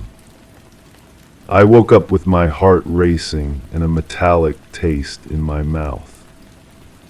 This time I couldn't shake it off so easily. The dream had felt longer, more substantial. I could still smell something sharp and clean, like ozone after a storm, but somehow artificial. The scent lingered in my nostrils even after I'd showered and brushed my teeth. At work I found myself distracted. My colleague asked if I was feeling all right, said I looked pale. I told her I'd been having vivid dreams, and she laughed, said she'd been having weird dreams too lately. Something about the weather maybe, or the season changing. But when I pressed her for details, her dreams were nothing like mine. Ordinary anxiety dreams about being late or forgetting something important.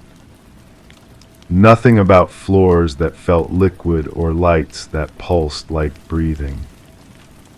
That evening I noticed something odd.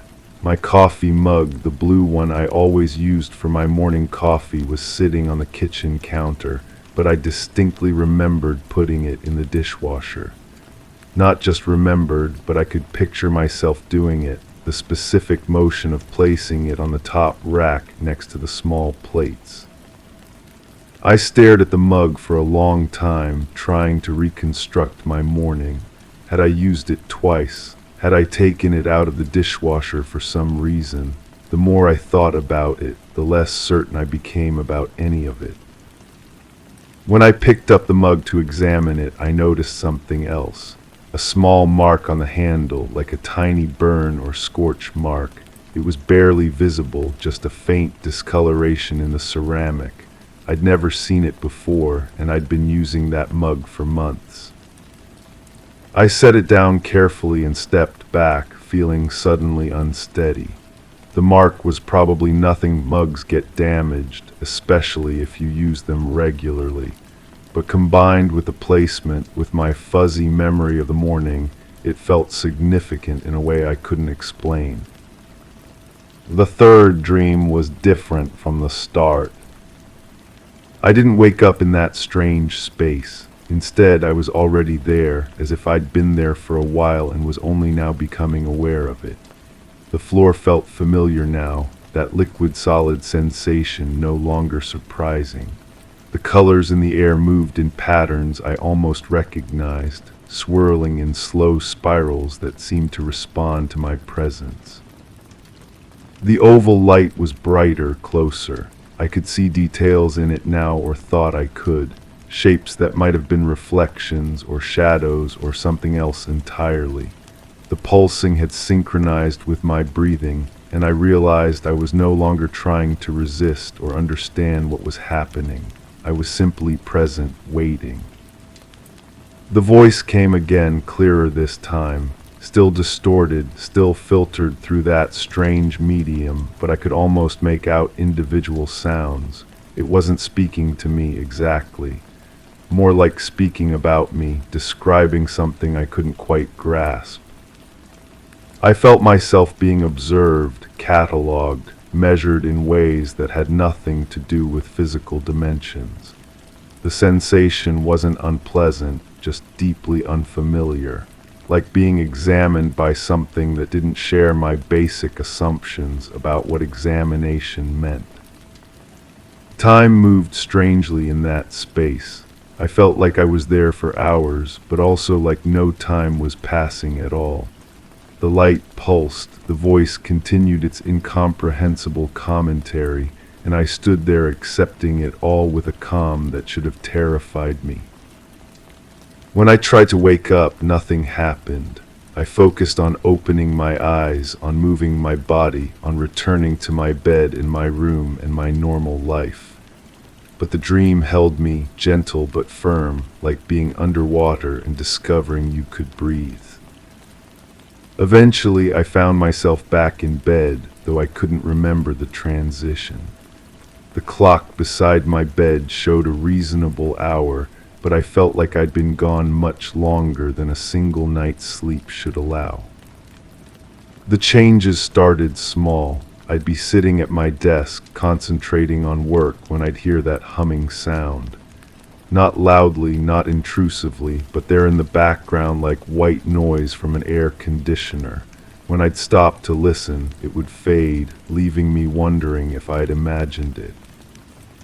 Electronics began acting strangely around me. My phone would lose signal in places where it had always worked fine. My laptop screen would flicker occasionally, showing brief static patterns that reminded me of those impossible colors from the dreams. The radio in my car would pick up frequencies that seemed to consist of nothing but that familiar humming, though when I tried to tune in deliberately, I could never find them again. I started losing time. Not dramatically, I wasn't blacking out or anything that obvious, but I'd sit down to read for a few minutes and discover an hour had passed. I'd start cooking dinner and find myself standing in the kitchen with no memory of the past 20 minutes, though the food would be progressing normally. The worst part was the familiarity of it all. Each strange occurrence felt like something I'd experienced before, something I should remember but couldn't quite access. Like trying to recall a word that's right on the tip of your tongue, except the word was my entire recent experience. I began to suspect I wasn't sleeping well, that these episodes were some kind of microsleep or dissociation brought on by exhaustion. But I felt rested most mornings, and my energy levels were normal. If anything, I felt more alert than usual, more aware of small details and subtle changes in my environment. That awareness started to feel less like a gift and more like a burden when I realized how much I was noticing. The way shadows fell differently in my apartment, the slight variations in the hum of the refrigerator, the fact that objects seemed to shift positions when I wasn't looking directly at them. I found more marks too, small ones, usually on things I handled regularly. A tiny discoloration on my keychain, a barely visible line across the back of my phone case, a spot on my favorite pen that looked like it had been exposed to intense heat for just a moment. None of the marks were dramatic enough to mention to anyone else. They looked like normal wear and tear, the kind of minor damage that accumulates over time. But I knew they hadn't been there before, and I had no memory of anything that could have caused them. The fourth dream felt like coming home. I was in that space again, but now it felt comfortable, familiar. The liquid floor supported me perfectly, and the floating colors seemed to welcome my presence. The oval light pulsed in greeting, and I found myself walking toward it without hesitation. The voice was clear now, though I still couldn't understand the language. It spoke in measured tones, pausing occasionally as if waiting for responses I didn't know how to give. But the rhythm of it was soothing, almost hypnotic, and I felt myself relaxing into the conversation, even though I couldn't participate. Other lights appeared, smaller ones, moving in coordinated patterns around the main oval. They danced through the air with purpose, creating shapes that felt meaningful even though I couldn't interpret them. Sometimes they'd pause, hovering in formations that seemed to be waiting for my acknowledgement. I reached toward one of the smaller lights, and it moved to meet my hand. The contact was unlike anything I'd ever felt, not hot or cold, not solid or liquid, but something entirely outside those categories. Energy, maybe, or information made tangible. The moment we touched, the voice changed. It became more urgent, more focused, as if my participation had activated something that had been waiting. The other lights moved faster, their patterns becoming more complex, more insistent. I understood suddenly that this wasn't random. This was a process, a procedure, something with steps and stages that I was moving through whether I comprehended it or not. The realization should have frightened me, but instead I felt a deep sense of rightness, as if I was finally doing something I was meant to do. The space around me began to change, walls becoming more defined, surfaces taking on texture and depth. I could see details, now panels that might have been controls, surfaces that reflected the dancing lights, openings that led to other spaces I couldn't quite perceive. When I woke up, I was standing in my kitchen. Not lying in bed, not sitting up groggily, standing upright in my kitchen in my pajamas, facing the window that looked out onto the parking lot. The clock on the microwave showed 3 a.m, and I had no memory of getting up or walking there. My feet were cold against the tile floor, and when I looked down, I saw that they were dirty. Not muddy exactly, but marked with a fine, grayish dust that I didn't recognize. I'd definitely been outside, though I couldn't remember when or why. The back door was unlocked. I always checked it before bed, had been checking it obsessively since the dream started. But now it stood slightly ajar, cool night air drifting through the gap. I locked the door and cleaned my feet, then spent the rest of the night sitting in my living room chair, afraid to go back to sleep. When morning came, I felt exhausted but wired, like I'd been running on adrenaline for hours. The dreams were bleeding through. That was the only way I could think of it, like watercolors on wet paper. The boundaries between sleeping and waking were becoming less distinct. I'd catch myself humming that strange frequency during the day, or I'd find my hand reaching toward empty air as if expecting to touch one of those dancing lights. Conversations became difficult. People would ask me questions, and I'd find myself pausing, listening for something they couldn't hear before responding. My colleague mentioned it again, said I seemed distracted, distant. She was right, but how could I explain that I was listening for voices that spoke in languages I didn't recognize? The marks were appearing more frequently now, and on things I hadn't touched. The bathroom mirror had a small spot that looked like a fingerprint, but positioned too high for me to have made it accidentally. The wall beside my bed showed a faint mark that could have been a handprint, though the proportions were slightly wrong. I started taking pictures of everything, documenting the changes in my apartment, the new marks, the objects that seemed to move on their own. But when I reviewed the photos later, many of the details I'd captured looked perfectly normal. The marks were there, but they appeared unremarkable, like ordinary wear and tear. It was only in person, only when I was looking directly at them, that they seemed significant and strange. I began to wonder if the dreams had ever been dreams at all. The experiences felt too consistent, too detailed, too purposeful. Dreams fade and shift and contradict themselves, but these encounters followed a clear progression, building on each other in ways that felt more like learning than like random neural firing. The thought terrified me, but it also explained things. The lost time, the marks, the way I'd wake up in strange positions or places. If something was actually happening to me, if I was actually going somewhere or something was actually visiting me, then all the physical evidence made sense. But that explanation opened doors to possibilities I wasn't ready to walk through. If the dreams were real, then what were they? If I was actually going to that strange space with its liquid floors and impossible lights, how was I getting there? And what did the voices want from me? The fifth dream answered some of those questions, though not in ways I'd expected. I found myself in that familiar space, but this time I wasn't alone. There were others there, not visible exactly, but present in the same way the voice was present. I could sense them moving around me, observing, communicating with each other in that same filtered language. The oval light was closer than ever, close enough that I could see my reflection in its surface.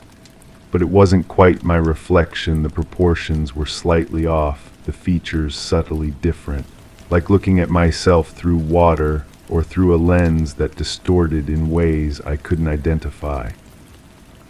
One of the smaller lights approached me, and this time I didn't hesitate to reach toward it.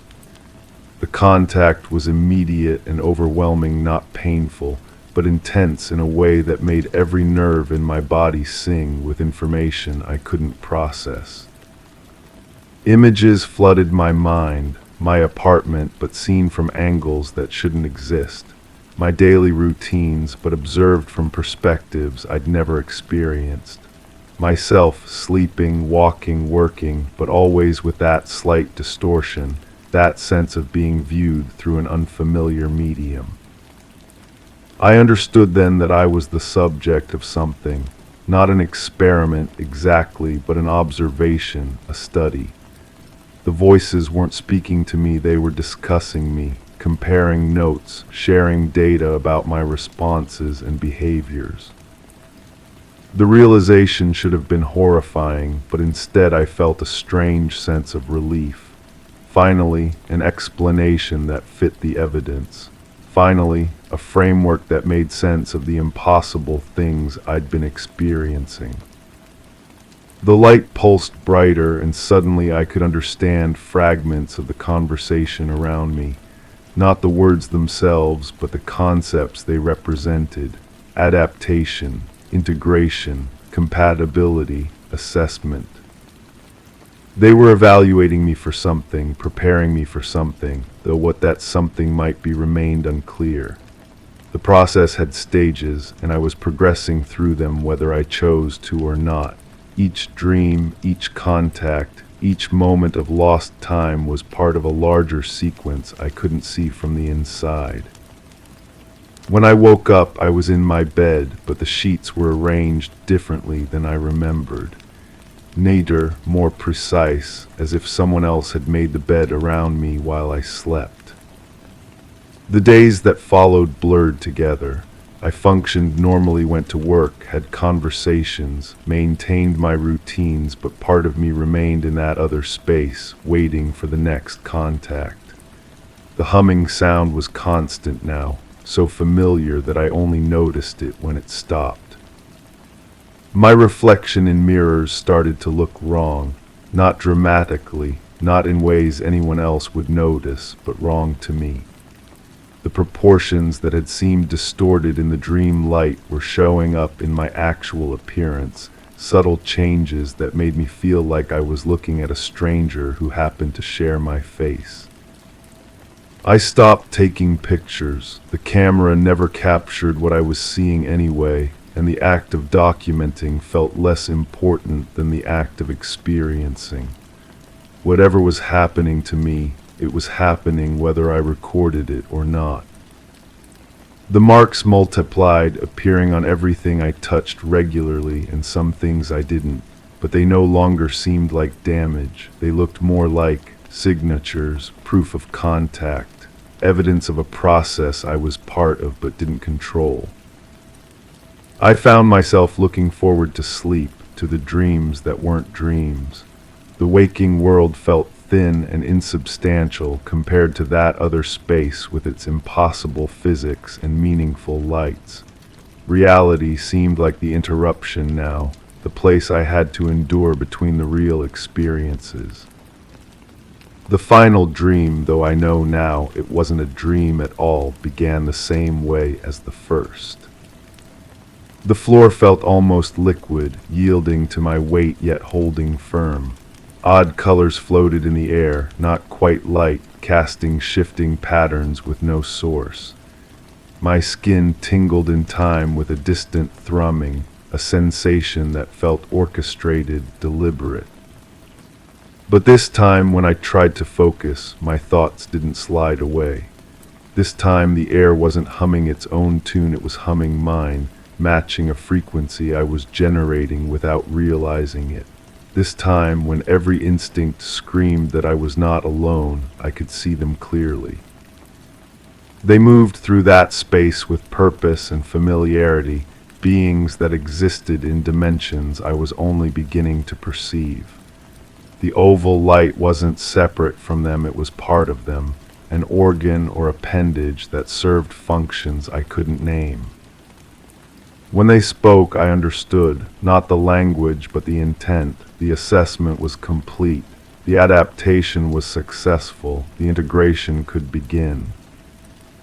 I felt myself changing, not physically but in ways that were more fundamental than physical. My perception expanded, my awareness deepened, my understanding of what existence could be grew beyond the narrow parameters I'd always accepted. When I opened my eyes, I was back in my bed, but something was different. The room looked the same, but I could see the spaces between things now, the gaps where other dimensions pressed against this one. The morning light coming through my window carried information I'd never noticed before, patterns and frequencies that spoke of vast distances and impossible journeys. I got up and walked to the kitchen, and my feet left no marks on the floor. When I reached for my coffee mug, the blue one with the small mark on the handle, my hand passed through it like it was made of mist. I tried again, concentrating, and this time I could touch it. But the effort required to interact with solid matter felt enormous, like trying to move underwater while wearing heavy clothes. I looked at my reflection in the kitchen window, and the proportions were wrong again. But this time, I knew it wasn't the reflection that had changed. It was me, Story 8. The clock's hand jerked forward and then hesitated, suspended in a moment that felt borrowed. I traced the outline of yesterday's coffee ring on the counter, the stain somehow darker, sharper. The floorboards creaked beneath weight not my own, each step a mimicry of my own morning ritual. My eyes caught the doorframe, a faint smudge, almost like a fingerprint that looped and swirled in unfamiliar patterns. Somewhere between breaths, I felt the room shift slightly, a space becoming less mine and more of something else's. Then the picture on the wall tilted ever so slightly. It shouldn't have, but it did. The buzzing started 3 mornings ago, or was it 4? Time has become elastic, stretching and contracting like a rubber band held too tight. I wake with the taste of copper pennies on my tongue and the sensation that someone has been rearranging my thoughts while I slept. The bedroom window faces east, but the light that filters through feels wrong, too white, too clean, like hospital fluorescence masquerading as dawn. My skin prickles with phantom electricity. The sensation crawls up my arms in waves, starting at my fingertips and spreading inward until my chest hums with a frequency I can't identify. Sometimes I catch myself holding my breath, listening for something that never quite reveals itself. The silence between heartbeats has grown longer, deeper, filled with a presence that watches without eyes. There were lights behind the trees. The coffee cup trembles in my hands, though I feel no fear, only a strange anticipation. Steam rises in spirals that seem to twist against the natural flow of air, creating patterns that my mind tries to decode but cannot. The kitchen smells of ozone and something sharper, like the moment before lightning strikes, when the world holds its breath and waits. I remember walking. The pavement felt soft beneath my feet, yielding like flesh. Street lights flickered in sequence, each one dimming as I approached and brightening after I passed. My shadow stretched long and thin, but when I turned to look, it lagged behind, catching up in stuttering movements that didn't match my steps. The familiar route home had become a maze of half-remembered turns and streets that curved in impossible directions. The doorframe calls to me again. I press my palm against the strange smudge, and for a moment the wood feels warm, almost alive. The swirling pattern seems to shift under my touch, spiraling deeper into itself like a fingerprint made of liquid mercury. When I pull my hand away, my palm tingles with residual heat, and I notice my own fingerprints have left no mark at all. I don't remember ever coming back. Sleep brings no rest, only fragments that slip away like water through cupped hands. I dream of standing in my own kitchen, watching myself move through routines I don't remember performing. The other me, the one in the dream, moves with purpose, opening drawers and checking locks with the methodical precision of someone following instructions. But whose instructions, and why can't I hear the voice that guides those careful movements? The buzzing intensifies during these nocturnal visitations. It starts as a low hum, barely perceptible, then builds to a frequency that seems to resonate in my bones. My teeth ache with it. My vision blurs at the edges, and the familiar objects in my room begin to breathe, walls expanding and contracting in slow, rhythmic pulses that match no heartbeat I recognize. The clock's hand jerks again. Forward pause, time measured in stuttering increments that never quite add up to the sum they should. I count the seconds aloud, but my voice sounds distant, as if it's coming from another room. 1, 2, 3, pause, 4, 5, pause. The pattern makes no sense, yet I find myself expecting it, anticipating each hesitation before it comes. The noise didn't come from outside. When I shower, the water runs too hot, then too cold, cycling between extremes without my touching the faucets. Steam fogs the mirror, but the condensation forms in deliberate shaped circles within circles, spirals that echo the pattern on the doorframe. I reach out to trace them with my finger, but they dissipate at my touch, leaving only smooth glass and the lingering sensation that something has been written there. A message in a language I almost understand. My reflection looks tired, more than tired, hollowed out, as if something essential has been carefully extracted while I wasn't paying attention. The eyes that stare back are mine, but they hold knowledge I don't remember acquiring. They've seen things that my conscious mind has filed away in locked drawers, memories wrapped in cotton and stored in the dark spaces between thoughts. The picture on the wall tilts again. This time I watch it happen, a slow, deliberate movement that defies gravity and logic. The frame contains a landscape rolling hills under a summer sky, but as it shifts, the painted clouds seem to move independently, drifting across the canvas in ways that make my stomach clench with vertigo. I reach up to straighten it, and my fingers encounter glass that's warm to the touch, as if lit from within. There were lights behind the trees, soft at first, like fireflies gathering for some ancient ritual. But fireflies don't move in perfect geometric patterns, don't pulse in unison with a rhythm that matches the stuttering clock, the cycling water temperature, the breathing walls of my increasingly unfamiliar home. I walk toward those lights. The memory surfaces like a bubble rising through thick liquid, bringing with it the smell of ozone and that sharp metallic taste that coats my tongue each morning. The grass beneath my feet felt electric, each blade charged with static that made my skin crawl with pleasant anticipation. The trees parted like curtains, revealing a clearing I'd never seen before despite walking these paths for years. The buzzing reached a crescendo there, in that impossible space between familiar and foreign. My vision fractured into prisms of too white light, and I felt myself lifting not physically, but something deeper, more essential. Time folded in on itself like origami made of moments, and I experienced every second of my life simultaneously, a symphony of sensation and memory playing in harmonies that human consciousness wasn't designed to process. But I can't remember what happened next. The gap in my memory has edges, sharp and clean like a surgical incision.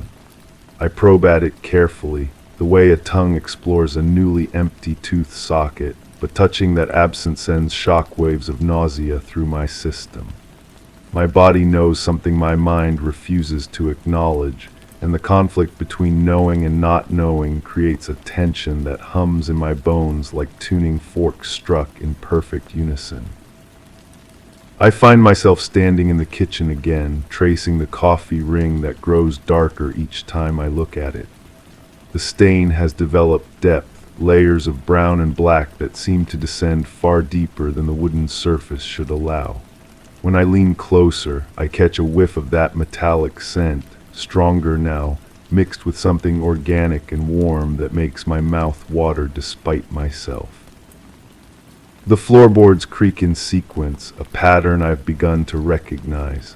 3 short, 2 long pause, 3 short, 2 long pause, like a code being tapped out by invisible feet, a message transmitted through the architecture of my own home.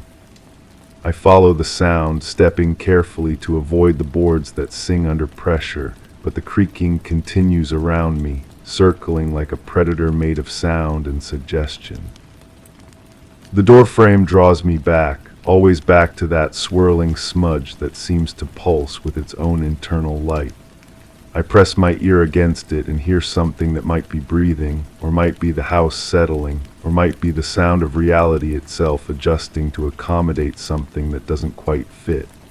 The wood is warm against my cheek, and for a moment I feel cradled, held by something vast and patient and utterly alien. My reflection in the bathroom mirror has changed again. Subtle alterations that I notice only in peripheral vision, a slight asymmetry to my features, eyes that track movement a fraction of a second too late, a smile that lingers after I've stopped smiling. When I stare directly, everything appears normal, but the moment I look away, wrongness creeps back into my peripheral awareness like shadows lengthening at dusk. The shower runs hot, cold, hot, cold. I stand under the cycling water and let it wash over me, each temperature change triggering flashes of that missing memory. Hot brings the smell of ozone and the sensation of lifting. Cold brings the taste of copper and the sound of my own voice saying words I don't remember speaking. The steam forms those familiar spirals on the mirror, and this time I don't try to touch them. Instead, I watch them evolve, growing more complex with each cycle of hot and cold, building toward some revelation that hovers just beyond comprehension. I don't remember ever coming back, but here I am, tracing coffee rings and listening to coded messages tapped out by phantom footsteps. The picture tilts again, and this time the painted landscape shows a clearing between trees, a space filled with soft light that pulses in rhythm with my stuttering heartbeat. I know that place. My body remembers even if my mind refuses the knowledge. The buzzing has become constant now, a low-frequency hum that I feel more than hear. It emanates from the walls, the floor, the air itself, as if my entire house has become a tuning fork struck by some cosmic hand. My skin prickles with sympathetic vibration, and I find myself swaying slightly, moving to a rhythm that exists somewhere between music and madness. The clock's hand jerks forward and hesitates, suspended in a moment that feels borrowed. But now I understand the time isn't mine anymore. None of it is. The stuttering seconds, the tilting picture, the breathing walls, the impossible warmth of the doorframe. They're all symptoms of a presence that has taken up residence in the spaces between my thoughts, in the gaps where memory should be. There were lights behind the trees, and I walked toward them willingly. Something in that clearing changed me, rewrote the fundamental code of my existence in ways I can't fully comprehend. But the changes are subtle, patient, designed to unfold slowly like flowers blooming in time-lapse photography. Each morning brings new wrongness, new evidence that I am no longer entirely myself. The coffee ring grows darker still, and I trace its outline with fingers that tingle with residual electricity. The stain has become a portal, a window into depths that exist outside normal space and time. When I peer into its spiraling darkness, I see lights moving in patterns that match the ones behind the trees, and I almost remember the moment when everything changed. But the memory slips away like smoke, leaving only the taste of copper pennies and the certain knowledge that whatever happened in that clearing is still happening, will always be happening, playing out in an eternal loop that my conscious mind is too fragile to witness directly. The picture on the wall tilts ever so slightly. It shouldn't, but it does. And somewhere between breaths, I feel the room shift, becoming less mine and more of something else's, as the cycle begins again. Story 9. The kettle whistled without steam, its piercing call echoing in a room too still. My footsteps retraced yesterday's path, yet the floor creaked in unfamiliar notes beneath them. The clock hands waltzed, but their rhythm stumbled, skipping a beat amidst the ticks. On the windowsill, the plant had bloomed overnight, petals facing the wrong way, as if seeking a sun that never rose. I reached to turn back the page I hadn't read, its edge now torn in a language I didn't know.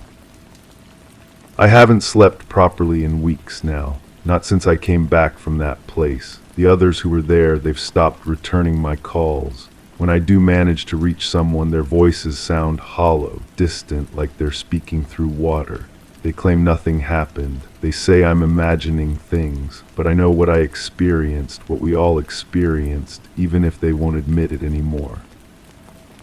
The humming started 3 days after I returned home. It's subtle at first, barely noticeable beneath the usual sounds of daily life, but in the quiet moments when the world settles into stillness, I can hear it clearly. A low, constant vibration that seems to come from everywhere and nowhere at once. It pulses through the walls, through the floor, through my bones. Sometimes I press my ear against the window, thinking it might be coming from outside, but the sound only grows stronger, as if it's emanating from within the glass itself. My electronics have begun behaving strangely. The television turns on by itself, always tuned to static channels that shouldn't exist. The screen flickers with patterns that hurt to look at directly, geometric shapes that seem to move when I'm not focusing on them. My phone battery drains completely within hours, even when I'm not using it. When I try to charge it, the screen displays symbols I've never seen before, characters that shift and change before I can make sense of them. The dreams come every night without fail. I'm standing in that same clearing again, surrounded by the familiar circle of trees. But in the dreams, I can see things I couldn't see when I was actually there. Shapes moving between the branches, too tall and too thin to be human. They watch me with eyes that reflect light like mirrors, unblinking, patient. When I wake, my sheets are soaked with sweat that smells faintly of metal and ozone. I've started keeping a journal, trying to document these occurrences, but the words look wrong when I write them down. My handwriting appears different, more angular, as if my hand is remembering a script I never learned. Sometimes I find entries I don't remember writing, descriptions of events that feel familiar yet impossible. The ink seems to shift color in certain light, from black to deep blue to something that looks almost silver. The feeling of being watched never leaves me now. It's strongest during the transition hours when day bleeds into night or night surrenders to dawn. I catch glimpses of movement in my peripheral vision, shadows that shouldn't exist given the position of the sun or the street lights. When I turn to look directly, there's nothing there, but the sensation of observed presence lingers like a weight on my shoulders. Going back further, I remember the moment when everything changed. We were all gathered around the dying campfire, the flames reduced to glowing embers that cast dancing shadows on our faces. The conversation had grown quiet, each of us lost in our own thoughts when the silence became absolute, not just quiet but truly silent, as if sound itself had been drained from the world. No insects chirping, no wind rustling through leaves, no distant highway noise. Even our breathing seemed muted. That's when I saw it. At first I thought it was a star, brighter than the others, hanging low on the horizon. But stars don't move with such deliberate purpose. It drifted across the sky slowly, soundlessly, growing larger as it approached. The light it emitted wasn't like anything I'd ever seen. It didn't illuminate the landscape around it, didn't cast shadows or reflect off surfaces. Instead, it seemed to absorb light, creating a void in the darkness that was somehow more visible than brightness. The others saw it too. I could tell by the way they'd gone rigid, their faces turned upward, expressions frozen in a mixture of wonder and terror. We watched as it descended, coming closer than any aircraft should fly, hovering just above the tree line. It had no wings, no visible means of propulsion, no navigation lights or markings. Just that strange, light-eating glow that seemed to pulse in rhythm with my heartbeat. I tried to speak, to ask if anyone else was seeing what I was seeing, but my voice wouldn't come. My throat felt constricted, as if the air had become too thick to breathe.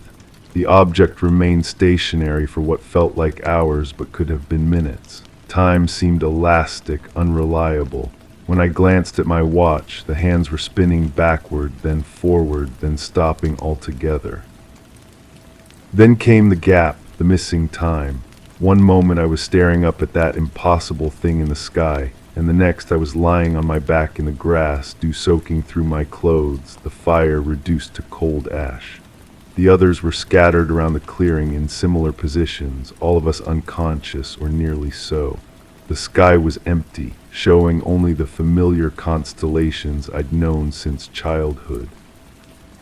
But working backward from that central event, I can now recognize the signs that preceded it.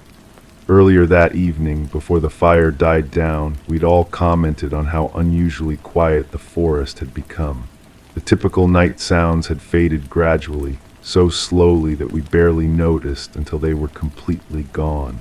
The temperature had dropped more than it should have for the season, leaving us huddled closer to the flames for warmth.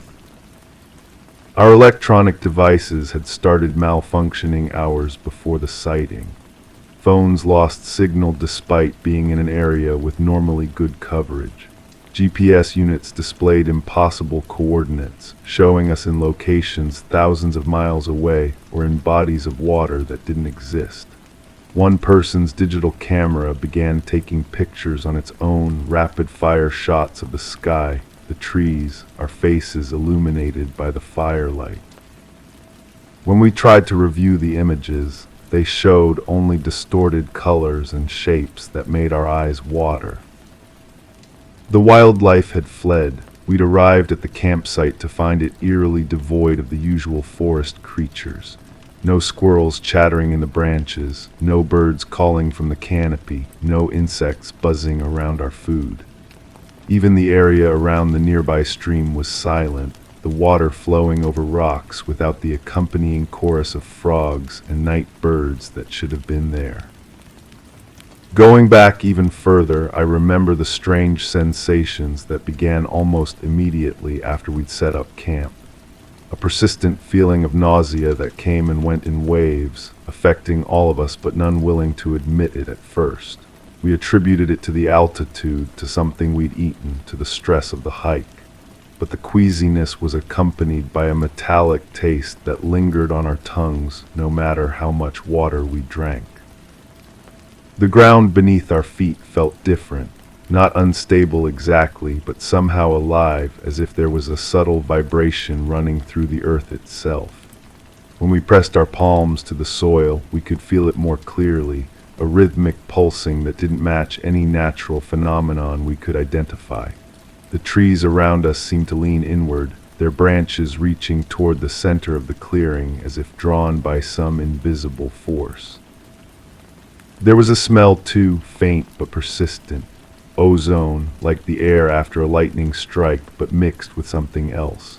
Something chemical and unfamiliar that made our sinuses burn and our eyes water. It grew stronger as the evening progressed, until it seemed to coat the inside of our mouths and nostrils with an oily residue that tasted of copper and electricity. The very beginning comes back to me now in fragments, pieces of memory that I dismissed as unimportant at the time. We'd chosen this particular campsite because it appeared on no official maps, a hidden clearing deep in the forest that we discovered through word of mouth. The approach had been difficult, requiring us to leave the marked trails and navigate by compass through dense undergrowth. But as we'd hiked deeper into the woods, the path had seemed to open before us, branches parting as if they'd been recently cut, fallen logs positioned like stepping stones across streams. What should have been a challenging trek became almost effortless, as if the forest itself was guiding us toward our destination. The clearing, when we finally reached it, was perfectly circular, surrounded by trees that grew in an unnaturally uniform pattern. The grass was shorter than it should have been, cropped as evenly as a suburban lawn despite being miles from any human habitation. In the exact center of the space was a ring of stones, blackened as if by countless fires, though we'd been told no one else had camped there in years. That first afternoon had been peaceful, almost idyllic. The sun filtered through the canopy in golden shafts, warming our faces as we unpacked our gear and prepared for the night ahead. Birds sang in the distance, a gentle breeze rustled the leaves, and the stream babbled cheerfully just beyond the tree line. Everything was exactly as it should be, perfectly normal, blissfully ordinary. We joked about how we'd found paradise, how we should keep the location secret so it wouldn't be spoiled by crowds of other campers. We'd taken pictures of each other grinning in the dappled sunlight, arms thrown around shoulders, faces flushed with the satisfaction of a successful hike. Looking back now, those images seem like evidence from another world, a place where we were still innocent of what was waiting for us in the darkness.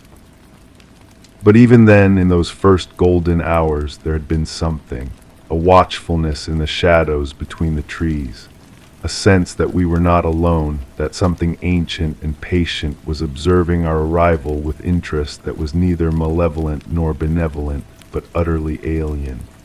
We were expected guests in a place that had been prepared for us long before we'd ever heard of its existence. And now, as I sit here in my own home, surrounded by familiar objects that no longer feel familiar, I understand that whatever happened in that clearing is not finished with me. The humming grows stronger each night, the dreams more vivid, the sensation of being watched more persistent. Something followed me back from that place, something that has no intention of letting me forget what I witnessed. It's still out there, waiting in the space between what we know and what we fear to know, patient as the stars themselves, ready to complete whatever began in that perfect circle of grass beneath an impossible sky. Story 10. The aroma of freshly baked bread filled the kitchen, mingling with the soft hum of the refrigerator. The afternoon sun streamed through lace curtains, casting intricate patterns on the tiled floor. Yet in the midst of this domestic tranquility, the grandfather clock ticked backward with unsettling precision. Each reverse tick seemed to pull the air tighter, as if the room itself held its breath. The neighbor's cat, usually a lazy fixture on the windowsill, refused to enter today, its eyes fixed on the clock's silent dance. Something was wrong, but the cause remained just out of reach, teasing the edge of awareness like a whisper you almost heard. Nothing happened that night. I want to make that clear from the start. Whatever you might think you're hearing in my voice, whatever hesitation you detect, it's just fatigue. I've been working too much lately, sleeping too little. The mind plays tricks when you're tired, creates patterns where none exist, makes you remember things that never occurred. I didn't see anything, not really, just shadows moving in ways shadows shouldn't move, but that's normal in old houses. The wood settles, the foundation shifts, windows rattle in their frames. There are perfectly reasonable explanations for everything if you just think it through logically. It was probably around midnight when I first noticed the silence, not the absence of sound, but the presence of it, a thick, deliberate quiet that seemed to press against my eardrums, the kind of silence that makes you aware of your own heartbeat, your own breathing. But that's just how quiet nights can be sometimes, nothing unusual about it. I wasn't even supposed to be awake, had gone to bed early actually, pulled the covers up to my chin and closed my eyes like I do every night, but sleep wouldn't come, not because of fear, mind you, just restlessness, the kind everyone experiences from time to time. So I lay there, eyes closed, listening to the house breathe around me. That's when I heard the humming, except I didn't hear anything really. Just the refrigerator downstairs, or maybe the heating system cycling on. Houses make noises, everyone knows that. The sound just seemed different somehow, more deliberate, like it had a pattern to it, a rhythm that almost sounded like music. But that's just my imagination filling in the gaps, creating meaning where none exists. I definitely didn't get out of bed, stayed right there under the blankets where it was warm and safe. Though I do remember how cold the hardwood felt against my bare feet as I walked to the window. Not that I walked anywhere. I was in bed the entire time, but if I had walked to the window, the floor would have been cold like that. Smooth and cold and somehow expectant, as if it had been waiting for the weight of my footsteps. The window faced the backyard where nothing was happening, just an empty lawn stretching back to the tree line. No lights moving between the branches. No pale shapes drifting just beyond the edge of vision. Nothing at all, though I do recall how bright the darkness was that night. Not bright exactly. That's the wrong word, but visible in a way darkness usually isn't. Like it was illuminated from within, glowing with its own soft radiance. I never opened the window. The latch was stuck anyway, painted shut years ago. But the air that came through was crisp and clean, carrying that metallic scent that might have been rain, though the sky was clear. A smell like copper pennies or old keys, sweet and sharp at the same time. The kind of smell that makes your teeth ache if you breathe it in too deeply. That's when I saw the lights, except there were no lights, just darkness, like I said. But if there had been lights, they would have been the wrong color, too blue, too cold. Moving in patterns that suggested intelligence, purpose, hovering just above the tree line like stars that had fallen and gotten lost on their way back to the sky. But there were no lights, I'm certain of that. The humming got louder then, not that there was any humming, just the normal sounds of a house at night. but it seemed to be coming from everywhere at once, vibrating through the walls, the floor, my bones. A frequency that made my vision blur at the edges and my teeth feel loose in my jaw. The kind of sound you feel more than hear, if you know what I mean. I closed the window I had never opened and stepped back from the glass. The floor creaked under my weight, though I was still in bed, of course, had been there all along. But the creaking followed me as I moved through the hallway, each board announcing my presence to whatever might be listening. Not that anything was listening. The house was empty except for me. The hallway stretched longer than usual that night. Not longer, that's impossible. Just seemed that way in the darkness. The walls felt closer together, pressing in from both sides like they were trying to squeeze me into something smaller, more compact, more manageable. The air tasted thick and metallic, coating my tongue with that copper flavor that wouldn't go away no matter how many times I swallowed. I didn't go downstairs, no reason to. Nothing was calling me down there with that voice that sounded almost like my own mother's, if my mother were still alive and speaking from somewhere far away. Just the house settling, creaking and sighing the way old houses do. Though I do remember how the banister felt under my palm as I descended the stairs. Smooth and warm, like it had been touched by many hands recently, like it was expecting me. The kitchen was exactly as I had left it, except for the clock, which was running backward like it sometimes does when the mechanism gets confused. Each tick pulling me further from now, deeper into some other one that I couldn't quite identify. The hands moved with perfect precision, marking moments that hadn't happened yet or had already been forgotten. That's when I realized I was dreaming, had to be, because the bread I had baked that afternoon was still warm, still filling the air with its yeasty sweetness. But underneath that familiar smell was something else, something that made my stomach clench and my mouth water at the same time. A scent like burnt metal and ozone, sharp and clean and wrong. The refrigerator hummed its usual tune, though the melody seemed different now, more complex, like it was trying to communicate something important, something I needed to understand before it was too late. But refrigerators don't communicate, they just hum, that's all they do. I stood there in my kitchen, though I was still upstairs in bed, listening to the backward clock count down to something I couldn't name. The lace curtains moved in the breeze from the window I had never opened, casting those intricate patterns on the floor. But the patterns were different now, more purposeful, like symbols in a language I almost recognized but couldn't quite read. The cat appeared at the window then. Not appeared, that's the wrong word. It was just there, like it had always been there, pressing its face against the glass with those wide, unblinking eyes.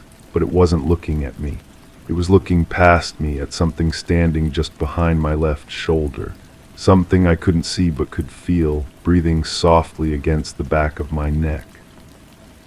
I turned around, though I didn't turn around, stayed perfectly still actually. But if I had turned, I would have seen nothing, just the empty kitchen exactly as it should be, though the air would have shimmered slightly, like heat waves rising from summer pavement. And there might have been the faintest outline of something tall and thin, something that bent in places where things shouldn't bend. That's when I woke up, must have been dreaming the whole time. Dreams can feel so real sometimes, so vivid and immediate that you carry the details with you long after you open your eyes. The metallic taste lingered in my mouth for hours afterward, and my feet were cold as if I really had been walking on hardwood floors. But dreams can do that, make you feel things that never happened. The next morning, everything was normal. The clock was running forward again, keeping perfect time. The bread had gone stale overnight, as bread does. The kitchen smelled like coffee and toast, ordinary morning smells that made me laugh at how frightened I had been in my dream, because it was just a dream, had to be. Though I did notice the cat was gone from the windowsill. Hadn't seen it since that night, actually. But cats are independent creatures. They come and go as they please. No mystery there. I went about my day as usual, showered, dressed, ate breakfast, everything perfectly normal. Though I did find myself avoiding the kitchen window, keeping the curtains drawn tight against the daylight, not because I was afraid of what I might see out there, just because the light seemed too harsh, too revealing. Better to keep things dim and comfortable. The clock continued its forward march, each tick pulling me further from that strange night when nothing happened. But sometimes when the house gets very quiet, I can still hear that humming. Not really hear it, of course, just remember hearing it. Memory can be tricky that way, making past experiences feel present and immediate. I sleep better now, most nights anyway, though I do keep the bedroom door locked just as a precaution. Not because I'm expecting anything, just because locked doors help me feel secure. Everyone understands that. Sometimes I catch myself standing at the kitchen window, looking out at the backyard where nothing moves among the trees. The lace curtains cast their patterns on the floor, ordinary patterns that mean nothing at all. And the clock ticks forward, always forward, marking the passage of ordinary time. Everything is exactly as it should be, normal and safe and predictable, though I have been sleeping more lightly lately, listening for sounds that never come. And I've noticed the air tastes different sometimes, metallic and sharp, like it did that night when nothing happened. But that's probably just my imagination. The mind has a way of holding onto dreams, making them feel more real than they actually were. I'm sure that's all it is. The humming has been getting louder, though.